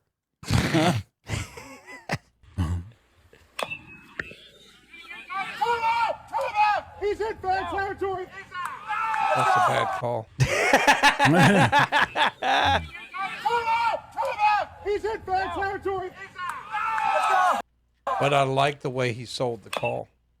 If you're going to call that, that's the way you got it. His mechanics are excellent. His judgment is not. Now, whether or not he got hit and fair, he'd already left the box, then come back into the box because he's all standing on the plate. So he left the box here. He's watching the ball in the air, and then it hits him here. Yeah. I guess But he is he's in standing. foul territory. He's standing on the plate while the ball's hitting him. Then it is a good call. Yeah, it's a good call. His toes on the plate, and that ball's hitting his shoulder. Yeah. You're out, Chip. Yeah, he actually. I would have called foul ball just to. Just because that's what you're going to call when you see it hit him. All right, and here's the one Terry saw earlier he wanted to see. Watch this pitch. This is wild. I just love it because they can slow it down this quick to see this. Maybe some Dirt flies off the pitcher's shoe, and her pitch hits the dirt and goes flying towards the home This plate. is wild. Yeah. Watch this. Boom. It's like Randy Johnson hitting the bird. Straight into her eye. Right into her eyes. So the dirt was on the ball? No, it came off her cleat. Did y'all watch this game? Watch this. This game was on early this morning. Wait a minute. It went from her cleat, and the ball hit it off of her cleat. Hit it? At first, I thought it was off of the ball, and I was thinking she would have felt that. That's but funny that how you slow dirt that came down off so of her much. cleat and Chip, it there's exploded 10 million. in the middle of the pitch. I would say broadcasting majors, communication majors across the country have worthless degrees because They just give them to anybody and everybody for You know with what I any would- talent, anything. Do you know what I would give to be able to sideline reporter? You got be- sideline reporters that didn't play the sport and didn't have communications degrees. You know what I'd give to be a full-time broadcaster? You know what I would love to be able to do that. Blonde hair and a job is what you. What kind of job? That's the only way you're getting to What kind of job? That's the only way you get the sideline report. I don't even know who won this game, but I turned it off last night. It's going to the bottom of the ninth. But it was tied. The ninth inning, good grief. Yeah, Ole Miss had come back and scored 3 in the 7th to tie it. Are they not in like their super regionals and all that stuff yet? Yeah, they Getting are ready to go. Yeah, that's what I thought. Okay. now. This is one of my favorite Yankee highlights of all time. I don't know how I'm gonna feel about this. We're just gonna see exactly how far Mark McGwire can hit a baseball in Yankee Stadium. Averaging a strikeout an inning. He Oh, saved man. 5 Against last year. We mentioned he was primarily The a second best setup closer man. in baseball history. Oh, please. Behind Trevor Hoffman. Get out of here! Wow. That is- look at that. Game is tied. Gone. Holy smokes. Way up in the black seats here at Stadium. That got out in a hurry. Mariano won the battle last year. McGwire gets revenge today. His 3rd of the year. So quick secret on his swing, besides of course the weightlifting, creatine, Andro. He used this old hitting coach, Red Shandies. He introduced him to. I don't know if most people listening to this don't know who Red Shandies is. He's like 175 years old, Cardinals coach. He played with everybody that ever played with the Cardinals coach. Anyway, he introduced him to this hitting coach that showed him that if you'll finish, because left-handers have that natural scoop or whatever to lift the ball. Right-handers don't.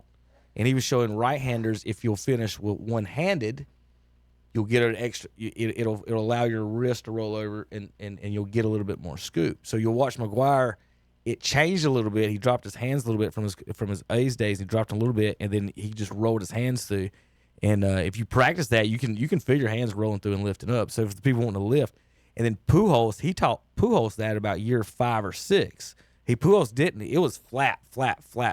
And if he hit it hard and sometimes high enough, it would go out. But once he learned that, once Pujols started doing the one-hand release, he started hitting balls up in the air from that. So just a quick note as far as it's not just hitting a ball hard, that they all do have some type of technique, and that's where he got. I wish I knew the guy's name. He wrote a book about it and everything. Now, as you got that done, yep. Pull up, say, how many hits did McGwire have off of Manny?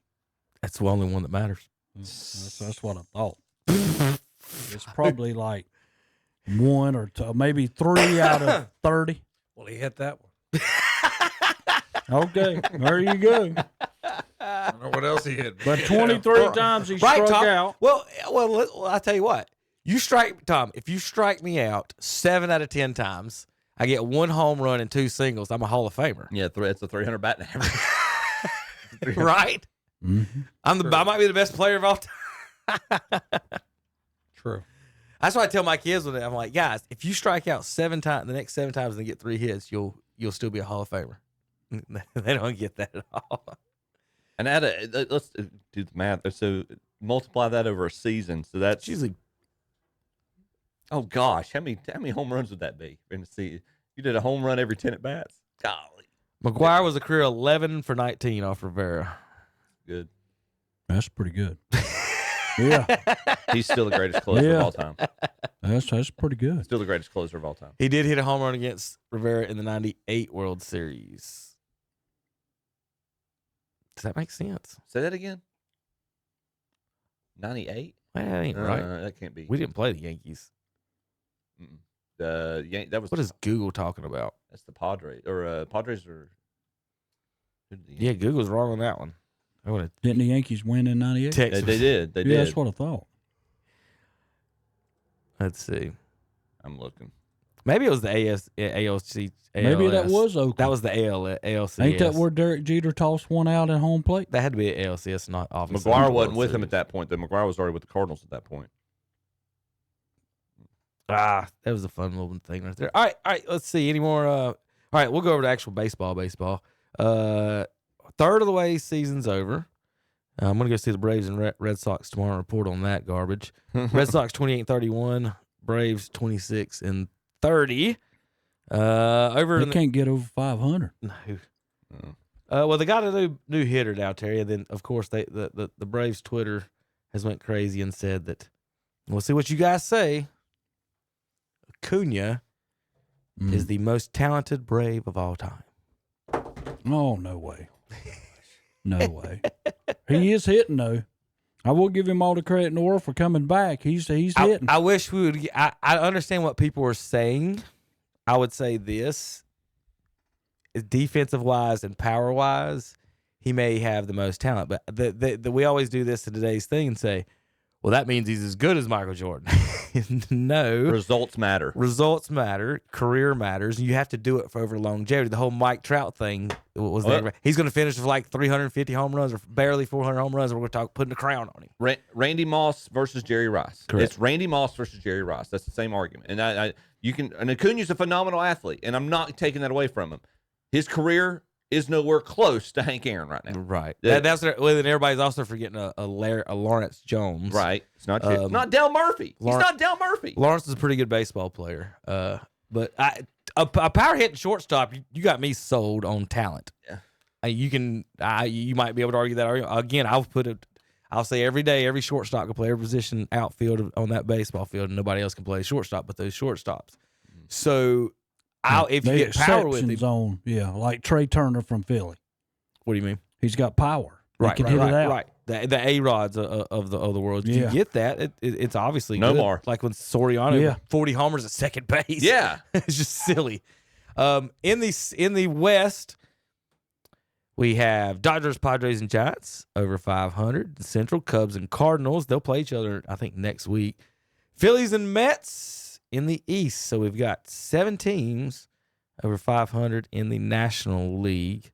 Over in the American League in the All Central, 30-26, 30-28 are the Guardians and Royals. 4 teams over 500 there in the Central. Detroit leads the way right now over Minnesota. Are the Tigers the head of the class, guys? They beat us last night. We cannot score, man. I mean, we beat Detroit 3 out of 4. And then, of course, the Dodgers came to town, beat us 2 out of 3. Then we got shut out by the Angels last night. We have the problem with any team that doesn't have a whole lot of money. Can't really hit the ball. And Quan coming back, that's going to help us out a little bit. But I'm just telling you, man, it's just we don't have enough. I mean, we may make the playoffs, maybe not. There's a crowded field around 30 wins. So I mean, it's I mean, at this point in the season, you give them their due. They got the best record in baseball. That's the Tigers do. But it's just weird in baseball. I expected if we win, I would have taken 2 wins. Mm-hmm. I expected that probably beat us 3 out of 4. We beat them 3 out of 4, and then you turn around, it's like, oh gosh, can you imagine that? You got to play the Detroit, and they turn around and play the Dodgers. It's like, come on, man, give us a break. I mean, I don't know. Like a team like Cleveland or Kansas City. Terry, if we make it, you probably put out in the first round anyway. Well, I mean, I know what we got to do. I know coming up in middle of July, when they make them trades, we have to get more power. Got to get a bat. Yeah, we have to. We're not going to score. I mean, that's our problem. We got decent pitching, but we cannot score. I don't know what our final was last night against Detroit, but, when you cannot score, you don't even have to worry about it. Yeah, look at our runs 224. You also won. Y'all have the lowest runs scored in the American League. Yeah, that's what I'm saying. No, the Chicago White Sox have scored more runs. And the only 2 teams who have less runs scored this year than y'all in the league in the majors was Pittsburgh and Colorado. Yeah, and we're 30 wins. Yeah, because of our pitching. Yeah, that's the only thing that keeps us in games. Mm-hmm. I'm looking at Minnesota's given up fewer runs than y'all have. You're tied with the Yankees. Texas has given up fewer runs. The Mets, and that's it. Nobody. I mean, you only got 3 or 4 teams giving up fewer runs than y'all. Like I keep saying when I come in here every week, we got 4 or 5 guys batting 220 or less in our starting lineup. Well, And we're not going to go far like that. The AL East has the teams. Everybody talked about that being the toughest division in baseball. Those teams have underachieved. Obviously, Baltimore's at the top of that list. How much they've regressed from last year. This looks like it's still in the running for the 3 wild card teams in the AL to be all in the Central. Seattle's in the running, and then you've got a lot of teams still close there. Tampa Bay and Toronto and Boston are still in the running. But right now, you've got, if the season ended right now, Minnesota and Cleveland and Seattle would be your wild card teams, with KC trying to chase down Seattle. So that's. I mean, it'll help us if we can get Bieber back this year. Mm-hmm. I mean, but still trying to come back. And I've been seeing the blurbs said that he might begin his rehab assignment. I think late this month, early next month, maybe later in the year, come back to the rotation. That'll help us out. But like I said, our offense isn't as bad as Kansas City, but I don't know, man. It's got a lot of, 244 on runs allowed. Mm-hmm. That's a lot more than Detroit or Minnesota, who are ahead of us. A lot more than Kansas City. And we're about even with the Chicago White Sox. Runs allowed. Close, yeah. So I'd like to say, like, you could just go out there and depend on your pitching, but they're going to have to, they're going to have to, fight and claw for every victory. Y'all's rotations gotten taken a hit from the injury bug, so it's just that's tough to maintain when some of your top arms. Small market team, you got to have all your guys. Yeah, I mean, you just got to have all your guys. Your margin for error just gets raised within. Right, but there's a crowded field. The Mariners are 30 wins. Cleveland, Kansas City, 30 wins. Boston, 28.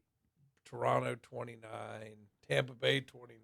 You've got 7 teams right now within a game and a half of the wild card, the last wild card spot. Oh, yeah. And then what hurts us is Bobby Witts went from, he started very low, and then he got it above 300 at one time, about 322, and now he's falling back to 288. If he's not hitting and Salvador Perez is not hitting, we're in trouble. And switching over, looking at the National League. Atlanta, they dug themselves such a big hole, and they just can't, like you said, they Terry, can't get over 500. They can get even, but they can't get over. They can't get on a roll, and there's a lot of good teams between them and that last wild card spot right now. They're 5.5 games behind the last wild card spot, and you've got the Met. With as good as the Phillies are playing, the Mets are going to be a wild card team. It looks like, or one of the other of them is going to be a wild card team. Then you've got both. You've got the Padres and the Giants in the West. St. Louis is in the playoffs right now. Yeah. I know Kevin would probably smirk at that right now, but St. Louis, if the season ends right now, is in the playoffs. And then the NL Central is got some depth with Milwaukee and Cincinnati. They're trying to chase down. But the wild card for the NL looks a little more settled. Now, it's context, obviously, we're a third of the way through the season. But there's those teams that are not currently in a wild card. There's more of a gap in the National League. The closest team to the last wild card spot is Milwaukee. Is 2.5 games back. You've got 3 teams right now within a game and a half in the AL that are not qualified for the wild card. So that's again, kudos to Detroit, surprisingly best record in the majors. And then you've also got, obviously, New York's doing their thing, and they've actually opened up a 6.5 game lead in the AL East. Seattle's only half a game behind Houston, so those two teams look like they're going to be duking it out. That could be the NL West could be very interesting. You could see it could come down to whichever team wins the divisions in the playoffs, whichever one's not out. So that could turn things around, and then also a lot of parity. Yes, that's good. Yeah, it's good for the league to have that. A lot of parity with some elite, like then you have your Dodgers. You know what I mean? But even they've not ran away as much as now they've got bit by the injury bug, but their superstars are doing their thing. Now Mookie Betts just went out this week. He fractured a toe or something, I think, didn't he? So he's out. Freddie Freeman continues to produce. Shohei's rounding into form. I think he leads the league in homers right now, and they are slowly amping him up with his pitching. So that gives them another arm, which their rotation's been decimated this year. Ohtani's not that good. Just ask Terry. He's average. He is only average. Just an average. Oh man. But San Diego's they're staying close. They're only 2 games behind LA right now. San Francisco and San Diego's been hit by the injury bug. They're getting I think they get Yu Darvish comes back it's supposed to be coming back sometime next month, so that gives him another arm.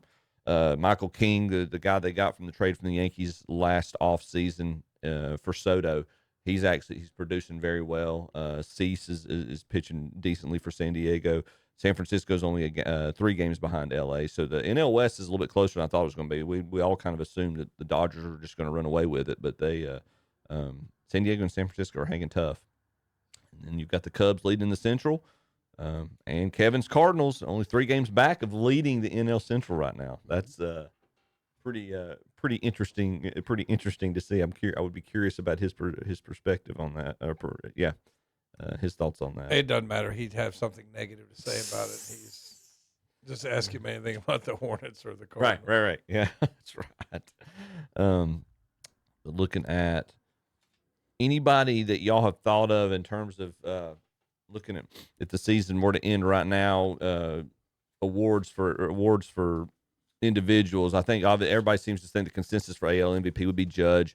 Who's the guy, the ace for Detroit? Is it?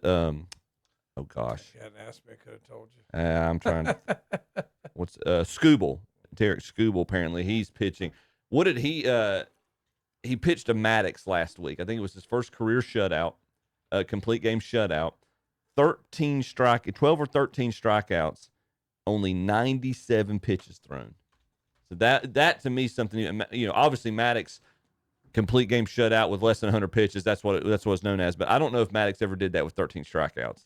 So that's that was a pretty impressive feat right now. And the folks you talk to say that he's probably got the lead on. But we've talked about it a lot. How hitting's down. I'm surprised we don't see more of that. Those torpedo bats didn't exactly change things. I haven't heard a whole lot more about those. I think that was lightning in a bottle that opening weekend. But why would it only be for a week and then all of a sudden no big deal? I think the Yankees who did the Yankees open the season with? It was I think they caught a pitching staff that wasn't in good form, and most of their hitters were red hot, and it just they cooled off pretty quick after that. They did. I just think Kansas City just got to get rid of their T-ball bats and start using regular bats. So, all right, we're going to take a break here. We'll be right back. You listen to Shock Jock Saturday Morning Sports Talk, KTCBroadcasting.com. For the 14th year, UN Insurance Agency in Gastonia has been voted the best insurance agencies in Gaston County.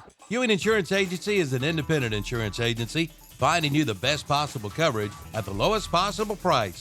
Their agents have over 50 years of experience. From auto to home, from business to workman's comp, UN Insurance is there. UN Insurance Agency, 1548C Union Road in Gastonia, online at insuregaston.com. A tradition of trust, serving our community. That's the theme of Carpenter Porter Funeral Home and Cremation Service in Cherryville. They're always there for you in a time of need. Funeral directors John Porter and Scott and Hannah Garrett are there to help you and give you guidance during one of life's most difficult times. They're a progressive and comprehensive funeral home with the highest ethical and professional standards while maintaining cost-effective service. For more information, call 704-435-6711, located at 1100 East Main Street in Cherryville and online at carpentersfuneralhome.net. Nashville Super Speedway. They'll race side by side through turn number 1. He's dicing right now with Parker Kligerman as they battle for position. He looks to the right side of Austin Hill's car. They get almost too wide, but get back into line there. Riley Herbst to the inside, door-to-door with Sam Mayer. He'll go right at his tire track. Sieg now with another last-ditch effort to win a race. The Tennessee Lottery 250, Saturday, May 31st at 7 p.m. On Carolina Country WCSL, 92.9 FM, 1590 AM, online at KDCBroadcasting.com. Join us for our live Sunday morning worship services on WHS. It's the Sunday morning worship service from Calvary Baptist Church in Shelby, and on WCSL, it's the Sunday morning worship service from First Baptist Church in Cherryville. Spring and summer storms can pop up anytime. Are your vehicles protected? Acre Enterprises in Cherryville can help. See them for a new carport or garage. Keep those heavy rains or even the hail off your car or truck. Check out their 3x12-foot metal roofing too, in white, silver Gavaloon, charcoal gray, Hawaiian blue, almond, or radiant red. Just $30 a sheet. They will not be undersold on 40-year painted metal. Acre Enterprises, 1220 Shelby Road, Highway 150 West in Cherryville, right across from Food Line. Online at Acre Carports too. Like them on Facebook. Man, I got to get out of this storm. Oh, well, everybody's heard about the bird. Hi, folks. This is Buddy Cheney, owner of Promotion Motor Company. It's springtime. Bees are buzzing, birds are flying, and tops are coming off. At least the top of Jeep Wranglers and convertibles that we keep in stock at Promotion Motor Company. Yes, we have the quality pre-owned vehicle you are looking for. Trucks, sedans, SUVs, we got them. Good credit, bad credit, no credit, first-time buyers or on-lot finance. We have many options to get you in a quality pre-owned vehicle. So if you're looking to take your top off, and you know what I mean, come on down to Promotion Motor Company, located at 2527 East Main Street, Lincoln, or visit us at www.promotionmotors.com or call us at 704-735-0303.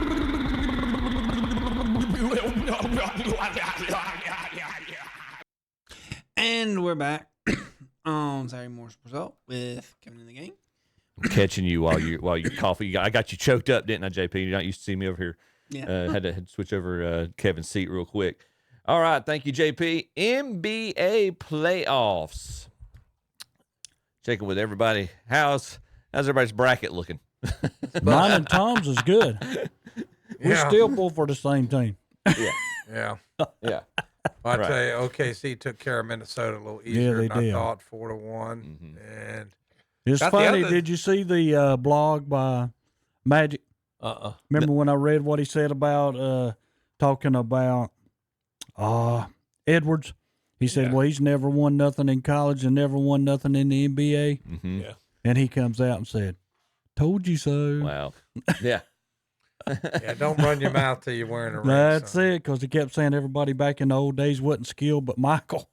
Yeah, I mean, this is, Kevin talks about that a lot, about how that is a stupid mentality and not having respect for history of the game. I know. Yeah. Just have a little respect for the history of the game. But that's the young generation. They don't respect, they don't know anything. I think we all would agree that he's a phenomenal talent. And I think he'll have championships he will. before it's all said. He will. You get him the right people, and it's all going to fit in together. But you're talking about like somebody who just don't. But you've got to respect your elders. Pay your dues. Pay your dues. Get you. It's easy. I mean, and that's just like the last game they come into. Even Stephen A. said, "Look, buddy, you have to take the ball and go get it." And I never saw him in that last game. Like, I'm taking over. OKC come out and like, this is over. They shut him down in the first quarter. Like, this game is over now. Well, and who is it? Oh gosh, not Brunson. That's the Knicks. Who did they trade for? Towns. Who did they trade Towns for? Randall. Randall. Thank you. Randall was the shadow the last two games. He was. And then I think that really put more pressure on Ant. Well, people who just watch it says, make him go left. Make him go left. Mm-hmm. You know what I'm saying? Yeah. So I mean, there's still obviously his game, a lot for his game to develop. They've got to be. I think they would be happy that their next step for them is they want to make a finals for them to feel like they 2 years in a row in the Western Conference Finals. Nothing to shy away from, but at the same point, you want to feel like you're still progressing and still improving as a team. But it would. Everybody was talking about it would have been very interesting to see if the Timberwolves and the Knicks had made the finals, because then you really see. You could say both teams in a sense won that trade, but then you could see who actually won that trade by which team pulled it off. But if they both get knocked out now, I guess nobody won the trade. Well, I think everybody won the trade because Paul George's team he was both trades and he got locked. Everybody in this finals got some type of trade from Paul George almost. Yeah. The only finals MVP, Anthony Edwards, is 23 years old, by the way. 23 and under. There's two of them. Can we name them? Finals MVP? The only NBA Finals MVPs that were 23 and under, and that's what Anthony Edwards is right now. Kobe? No. 23 and under. Only 2 in the history of the NBA. Bird and Magic? You got one of them.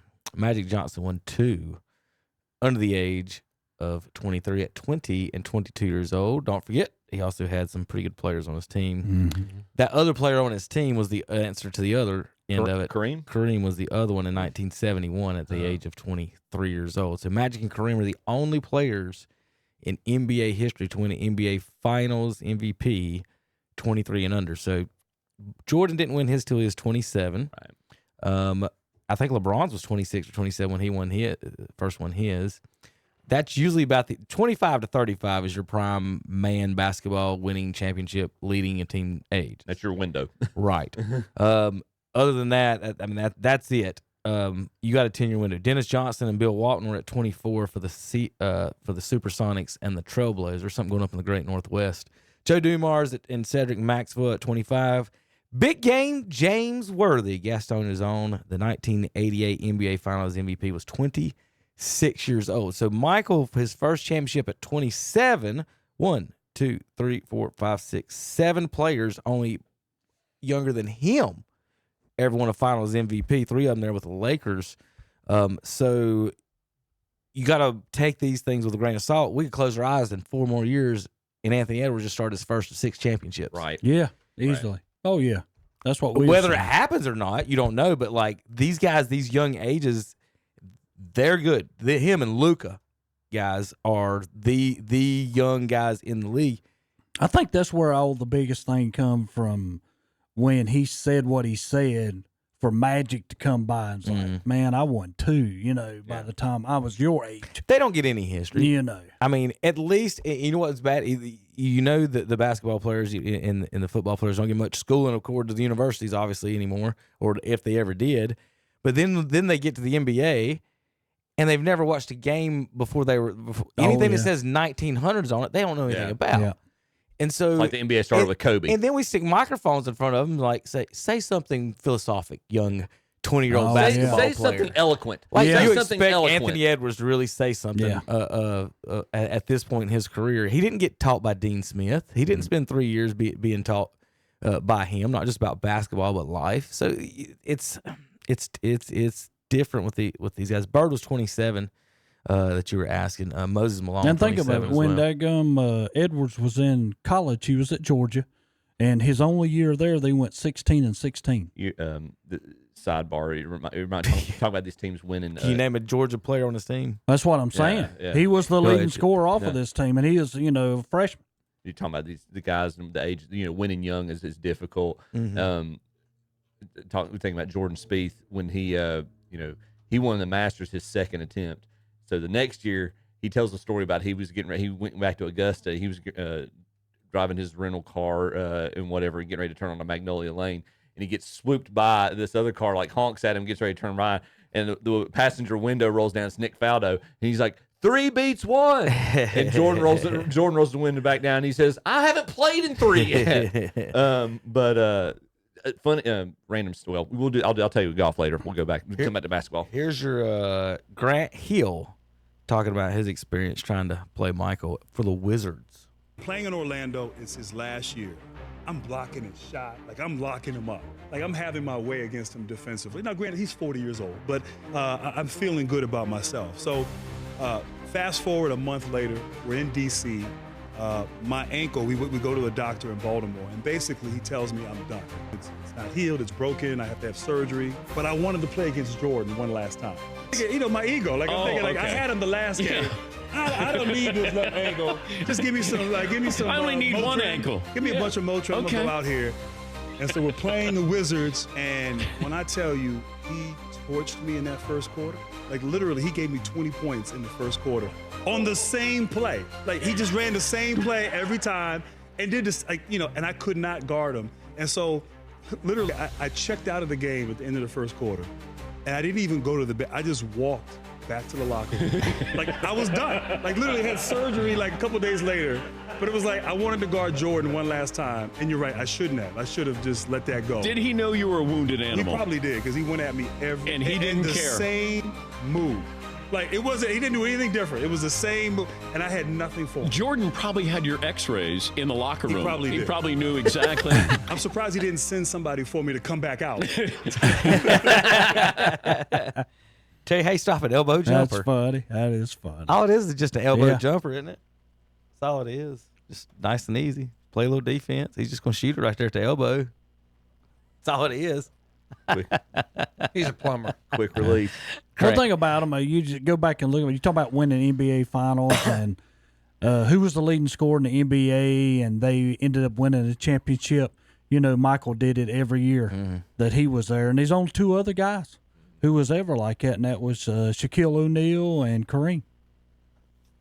That led the league. In the same season. Yeah, that led the league in scoring plus won a title. I was about to say, I know David Robinson did that, but I know it's not a. I don't know. I don't think it was the same season, obviously. Knicks and Pacers, Game 6 tonight, 8:00. Do the Pacers finish them off, or do the Knicks make the comeback? Terry? No, this over. Indiana wins tonight. They'll go out and they win by 100 points. They're going to destroy. Destroy. They're going to destroy them by 20. Okay, just after that, go put all your money on the Knicks. Actually, I'm putting my money on the Knicks right now. Pull your apps out. Yeah, get your apps out. The word destroyed was used on this program. That means pick the opposite. That's right. Yeah. Pick the under. That's right. Tommy ain't going to waste time. He's just going to pick it up. All right, Chip, who you got? He's already on the ESPN bet. He didn't waste the time. Tom just did it. He's just pulled it up. Said up. Tom, Terry said destroyed. Chip? Smart bet is Indiana, but man, I feel like all the pressure's on them right now. I mean, like, if Indiana wins, they're supposed to win this game at this point. That's what I'm saying. They know that. Well, but that puts a little added layer of pressure on. If this goes to 7, I think New York pulls it out. They're in trouble. Yeah. Carl Anthony Towns is way too soft to win this series. We're going to go with Indiana Pacers. His reactions and stuff is just, I can't with him. And he does the weirdest stuff. And actually, I'm gonna switch my pick back to the Pacers because the moment in these playoffs anybody starts doubting Tyrese Halliburton, he has been like, let me remind you why you don't need to be doubting me. He has been a man child. He's been impressive when he wants to play. Right. Yeah. There's the difference. He's been and if they're in the game at the end of the game, like if it's close, at the end of the game, Here's the Spider-Man. That's it. But now, to be honest with you, my son does that all the time. He'll come out and go. Yeah. The big man right there. To me, Indiana has nobody to stop him when he wants to play. But if he doesn't want to play, everybody. That's what I'm saying. Anybody can. Do you want to play today, son? Yeah. I'll switch that down. Terry treats NBA players like they're like 8th grade. Yeah, they are. They are. Do you want to play? You're being paid millions of dollars. Do you want to play today? All right. Well, we'll be talking about the NBA Finals next Saturday. OKC and one of these teams, Indiana or the Knicks. NBA's hoping for the Knicks for some ratings. OKC and the losing team is my pick. I got you. All right. We'll be back in a minute, JP. One more stretch for him. We'll talk a little golf on KDCBroadcasting.com. Scratch and dent, scratch and dent, scratch and dent. They've got them at Hendrick Appliance and Mattress Center in Shelby. Their big warehouse is overstocked with scratch and dent appliances, all with a full factory warranty. They are overstocked with laundry products, plus ranges, refrigerators, washers, dryers, and more, all name brands. And they are tear-free and priced to sell. All made right here in the good old USA. Scratch and dent at Hendrick Appliance and Mattress Center. 1241 East Marion Street in Shelby. On the right going down, on the left coming up. It's time to treat yourself with a new 2025 Slingshot from Full Throttle Power Sports in Lowell. Now get $3,000 customer cash on select models and up to $200 off parts and accessories. But that's not all. Take up to $4,000 off select Polaris off-road vehicles or get 0% financing for 60 months. But that's not all. 0% financing for 60 months or up to $3,000 customer cash on Yamaha Wolverine models. See Full Throttle Power Sports, 100 Indian Walk in Lowell. Online at ncfullthrottle.com. Congratulations and happy graduation day to all of our area graduates from the Glen Oaks Golf Course in Maiden. You've done the work necessary to graduate, and now it's time to go and live your dreams. We wish you the best of everything. May you continue to persevere in all your endeavors. Good luck from everyone at the Glen Oaks Golf Course, 245 Golf Course Road in Maiden. Call 828-428-2451, online at glenoaksgolf.com. It's time to go yard with a new John Deere from James River Equipment Company in Shelby. Now you can buy James River 1025R compact tractor for only $189 per month with 0% financing for 72 months. You can add a front-end loader for $60 a month or add a belly mower for $40 per month. And when you come in and get a quote, you'll be entered to win All-Star Awards. So go yard at James River Equipment Company, 703 North Coast Road, Highway 180 North in Shelby. Congratulations to all of our area graduates from Carpenter Porter Funeral Home and Cremation Service in Cherryville. The future is now yours. It's time to make the most of it. Be the change that you wish to see in the world and make the most of yourself. Intelligence plus character, it's the goal of a true education. Good luck to all of our 2020 graduates from everyone at Carpenter Porter Funeral Home and Cremation Service, located at 1100 East Main Street in Cherryville. Here once again with the head Silverado guy at the undealership, Fred Caldwell Chevrolet in Clover, Martin McKinley, and welcome to Championship Month in the Carolinas. One of the biggest golf championships in the world is happening. One of the biggest racing championships in the world is happening. As the saying goes, legends will be made. And they can join the roster headed by the legendary Fred Caldwell Chevrolet in Clover, always treating their customers like champions. Especially at 48 months, 0% on our brand new 1500 Silverado. As always, reach out directly to Martin. Call or text that number again, 704-534-1014. Have you ever walked away from a car buying experience feeling like you just sunk the winning putt? Have you ever walked away from a car buying experience feeling like the whole thing took about the same time as a pit stop? Then together, let's drive to Fred Caldwell Chevrolet in Clover. Online anytime at fredcaldwellchevy.com, and that number again, 704-534-1014. OAC restrictions apply. See dealer for details. And we're back on Saturday More Sports Talk with Kevin and the gang. I think they said they'll be talking some golf. What if he turned it off? Doubt it. You got me in there, JP? Yeah, I got you. All right, trivia question for you guys. We've got in the NBA segment career games with the most career games with 15 assists and no turnovers. 15 assists and no turnovers. Give me your guesses. And your best guesses will probably be, I'll give you, you'll probably nail some of them. I got 5 right here. John Stockton. Number 1, 14 games. Yes. That's who. Okay, I got to guess somebody else. Oh, sorry. I beat you to it. That's all right. Well, how many? There's 5, the top 5. Okay, top 5. Isaiah Thomas. No. 15 assists, 0 turnover games. Oscar Robertson? No. Chauncey Billups? No. Oh. Magic? No, it's a good guess. I figured somebody would definitely guess him by now, but Allen Iverson. Yes, Tom. Iverson, I'm pretty sure never had 15 assists in a game. Are the other 15 passes, much less assists? What are you talking about? I'm trying to think of point guard. Are these 4? Are they spread out in eras, or are they all pretty similar in era? Everybody played after at some point 1995. Okay.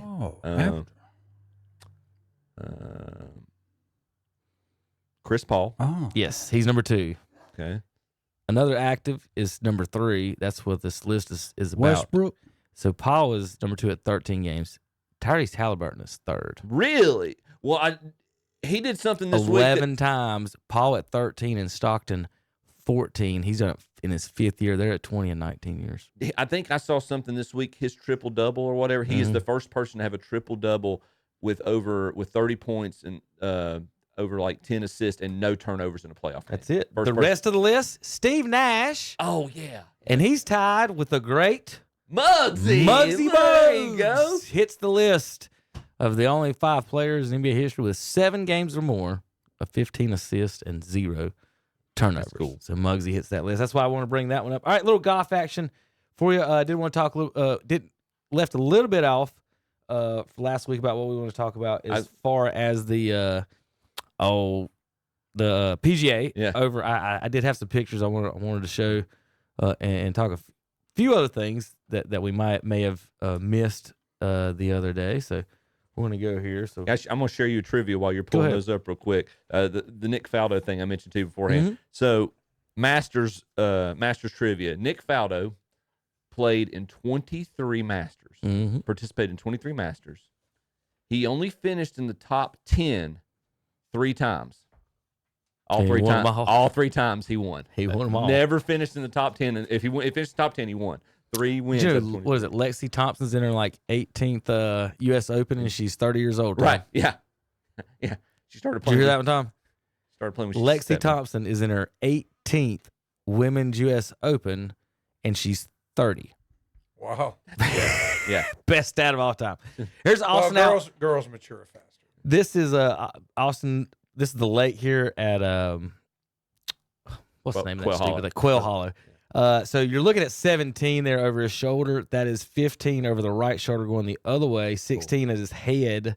The green's pretty much right behind his head is the 16th green. So you could see them where we were at with the flag position. We could actually see the putts. So we were good on that. So this is the hole I was telling you about. The us regular folks were not allowed during the PGA. During the Wells Fargo, you could get right up near the green, right up next to the stands. But us regular folks had to stand on the other side of the lake during the PGA. So the bank over there to the left of 17 green was off limits to y'all? No. You talking about right here? No. Well, to the left of it. Yes, the whole bank. That bank was off limit? They blocked the really? whole thing. You couldn't walk it. That was all players. Oh, my God. That's what I'm saying. You could right here is what you're asking. Yeah. So during Wells Fargo, this thing is lined with people under those stands. That's like primo viewing. Yeah, there's a good 10 yards you can stand there. And the players never hit it over there because the green's like actually way over here. It's great viewing. So there's the Goodyear blimp. This is the 17th hole. And like I said, what Chip's talking about, that green wall right there during the Wells Fargo there's usually a walking lane there for us regular folks that can only stand in the grass, you know. But during the PGA, like I said, they locked off a lot of stuff that wasn't regularly locked off. That's pretty much our eye view of. That's me sitting on the edge of the pond watching them putt. So you can see the putts drop. And if they missed, you could obviously see the ball still sitting there. Gotcha. We saw a couple balls hit the green ROMs and then bounce off. He went short, I think. Somebody else went long. You just see it bounce, and the guy in the back, Chip. I would like his job. As opposed to the flag guy up at the tee box because he at least got the ball, watched the balls go in the water. They come by, he's like, "I'm sorry, dude." He's like, "You down?" I was just watching all his signals and stuff. That was pretty fun watching that guy. I was thinking of Chip on that one. There's Scheffler walking by. World number 1. Does he roll his ankles when he walks? Is his feet inverted? Like, does his big toe on the outside? I'm trying to figure out why he walks like that. Have you seen the clip from last week? The guy, basically, there's a post up right now. There's a still photograph of him, in his follow through last week. And there's if anybody would have told you that someone with this follow through would equal Tiger Woods' ball striking, yeah. Would you have agreed with it? Yeah. So who's this guy with the two gloves? I couldn't remember. It was smooth. He hit a smooth drive right down the middle, but he was using 2 gloves, and I thought that was interesting. That's not Ryan Fox, is it? No, that's not the name of it. It was. I'll remember it once I hear it. Here's Wyndham. Oh, he's playing with Max. Playing with Max here. This is the 18th green. Now, I've got a picture of him on a different slide. I'll show you in a second of where he was upset and pouting right in front of us. But this is after, like I said, he had the honors. And he just stood up. Max is there drinking drinks and walking around with the Charlotte Hornets bag. You guys can see that. That was my favorite bag of the week, the Charlotte Hornet Cobra bags. There's Harris English, who made the move up later on Sunday to make some. He probably made $500,000. Back door second on the place. back door, on the back 9 during that tournament. That's hole 13 from the one of the little food areas there. We were sitting there. It's par 3, isn't it? Yes. You can't see the tee box from there, but you can see the green. I mean, obviously, if you go over where those folks are, you can see the tee box. But from where I was sitting, you couldn't see the tee box. It kicks off a great stretch of golf right there. You've got 13's the par 3, 14's that drivable par 4, 15's the start of the green mile with the par 5, you're leading into the green mile with the par 5, which is a challenging par 5 because it's uphill. And then 16, 17, and 18, obviously the green mile. It's a great finishing back 9. I didn't know it at the time, but I think I took an iconic photo here, Chip. This is after Wyndham broke his driver. Not exactly and then thrilled. A couple of holes later, he's sitting there right in front of me, just like that. What is my life? Like I was telling you, and he sat right there until I showed you that picture a minute ago where he got up to tee up. He didn't talk to nobody. He didn't get a drink. He sat down, put his head between, just like that. He sat there the whole time, and then when they got out of the fairway, he stood up, walked over, and hit his driver. Meditated. He was pissed. The other guy made $500,000. He probably lost $500,000. Right. So that's probably why he's mad. Tom, he missed his bet. You can't see it on that picture. That's kind of our same view there. A little better view of 16 green. The turtles and the ducks would come by and beg for those the bread off those good burgers. There's actually a zip line going across there. This is Luke Donald right before he threw a tee to Austin. The guy he didn't throw the tee. He broke his tee, and the guy that does your job gave him the tee. Cool. But yeah, he got a Luke Donald tee, so that was pretty good. Like I said, he didn't hit it that hard. European Ryder Cup captain. That was interesting watching the folks that don't actually repeat European Ryder Cup captain. He'll be at Bethpage this in August. There's your practice green range. Then the greens. Oh, that was hole 5. Okay, so that's what I was going to complain about. I did have one thing I wanted to bring up. So this is the putting green, and this is us on the train. He was excited about the train, so I had to send that to his sister. So he said, send that to her and tell her that we're on the train. All right, Chip.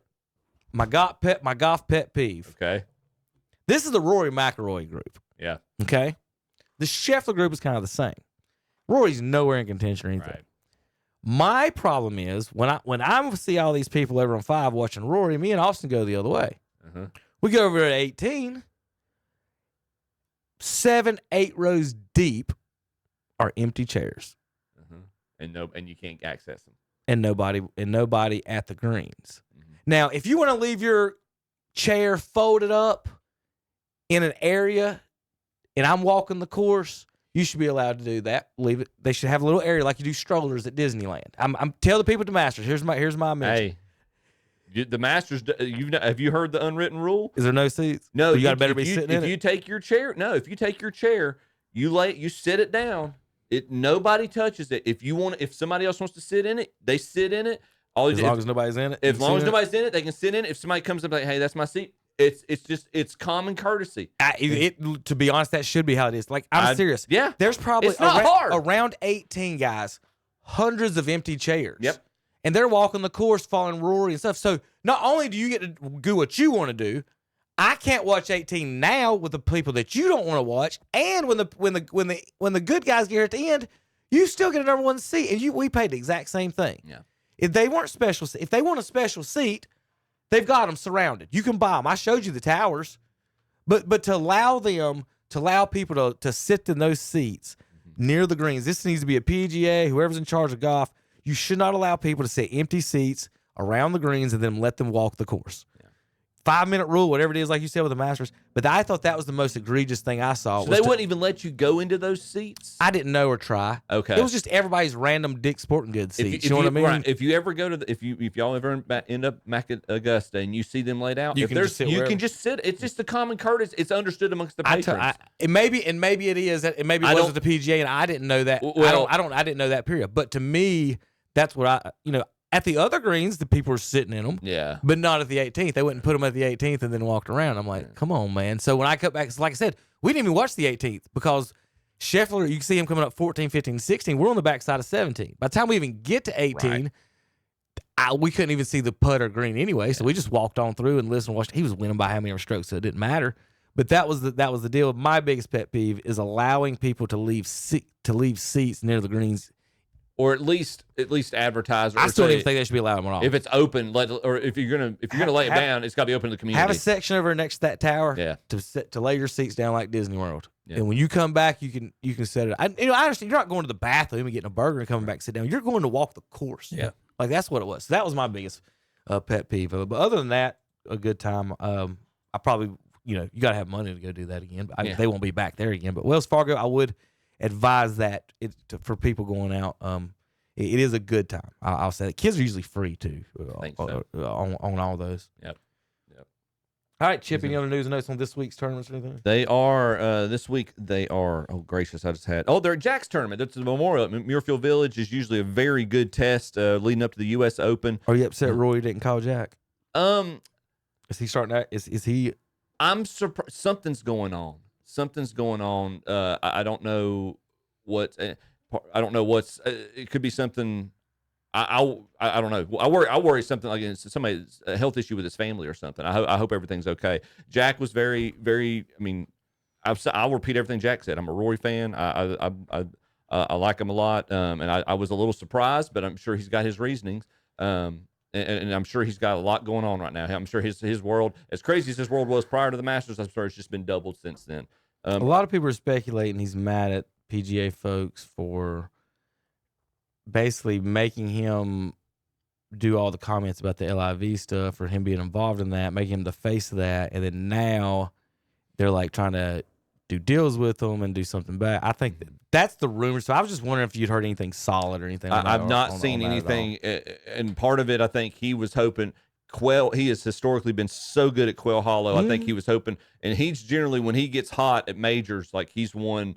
When he competes well, he tends to get momentum. Like he won the Open Championship in the PGA at Valhalla back in 2014, back-to-back. I think he was hoping to build some momentum and probably was a little disappointed in his performance. Obviously, the driver thing where his driver got confiscated and him trying to have to retool himself with his backup driver and it not going well. You saw his accuracy off the tee for the week at the PGA really hurt.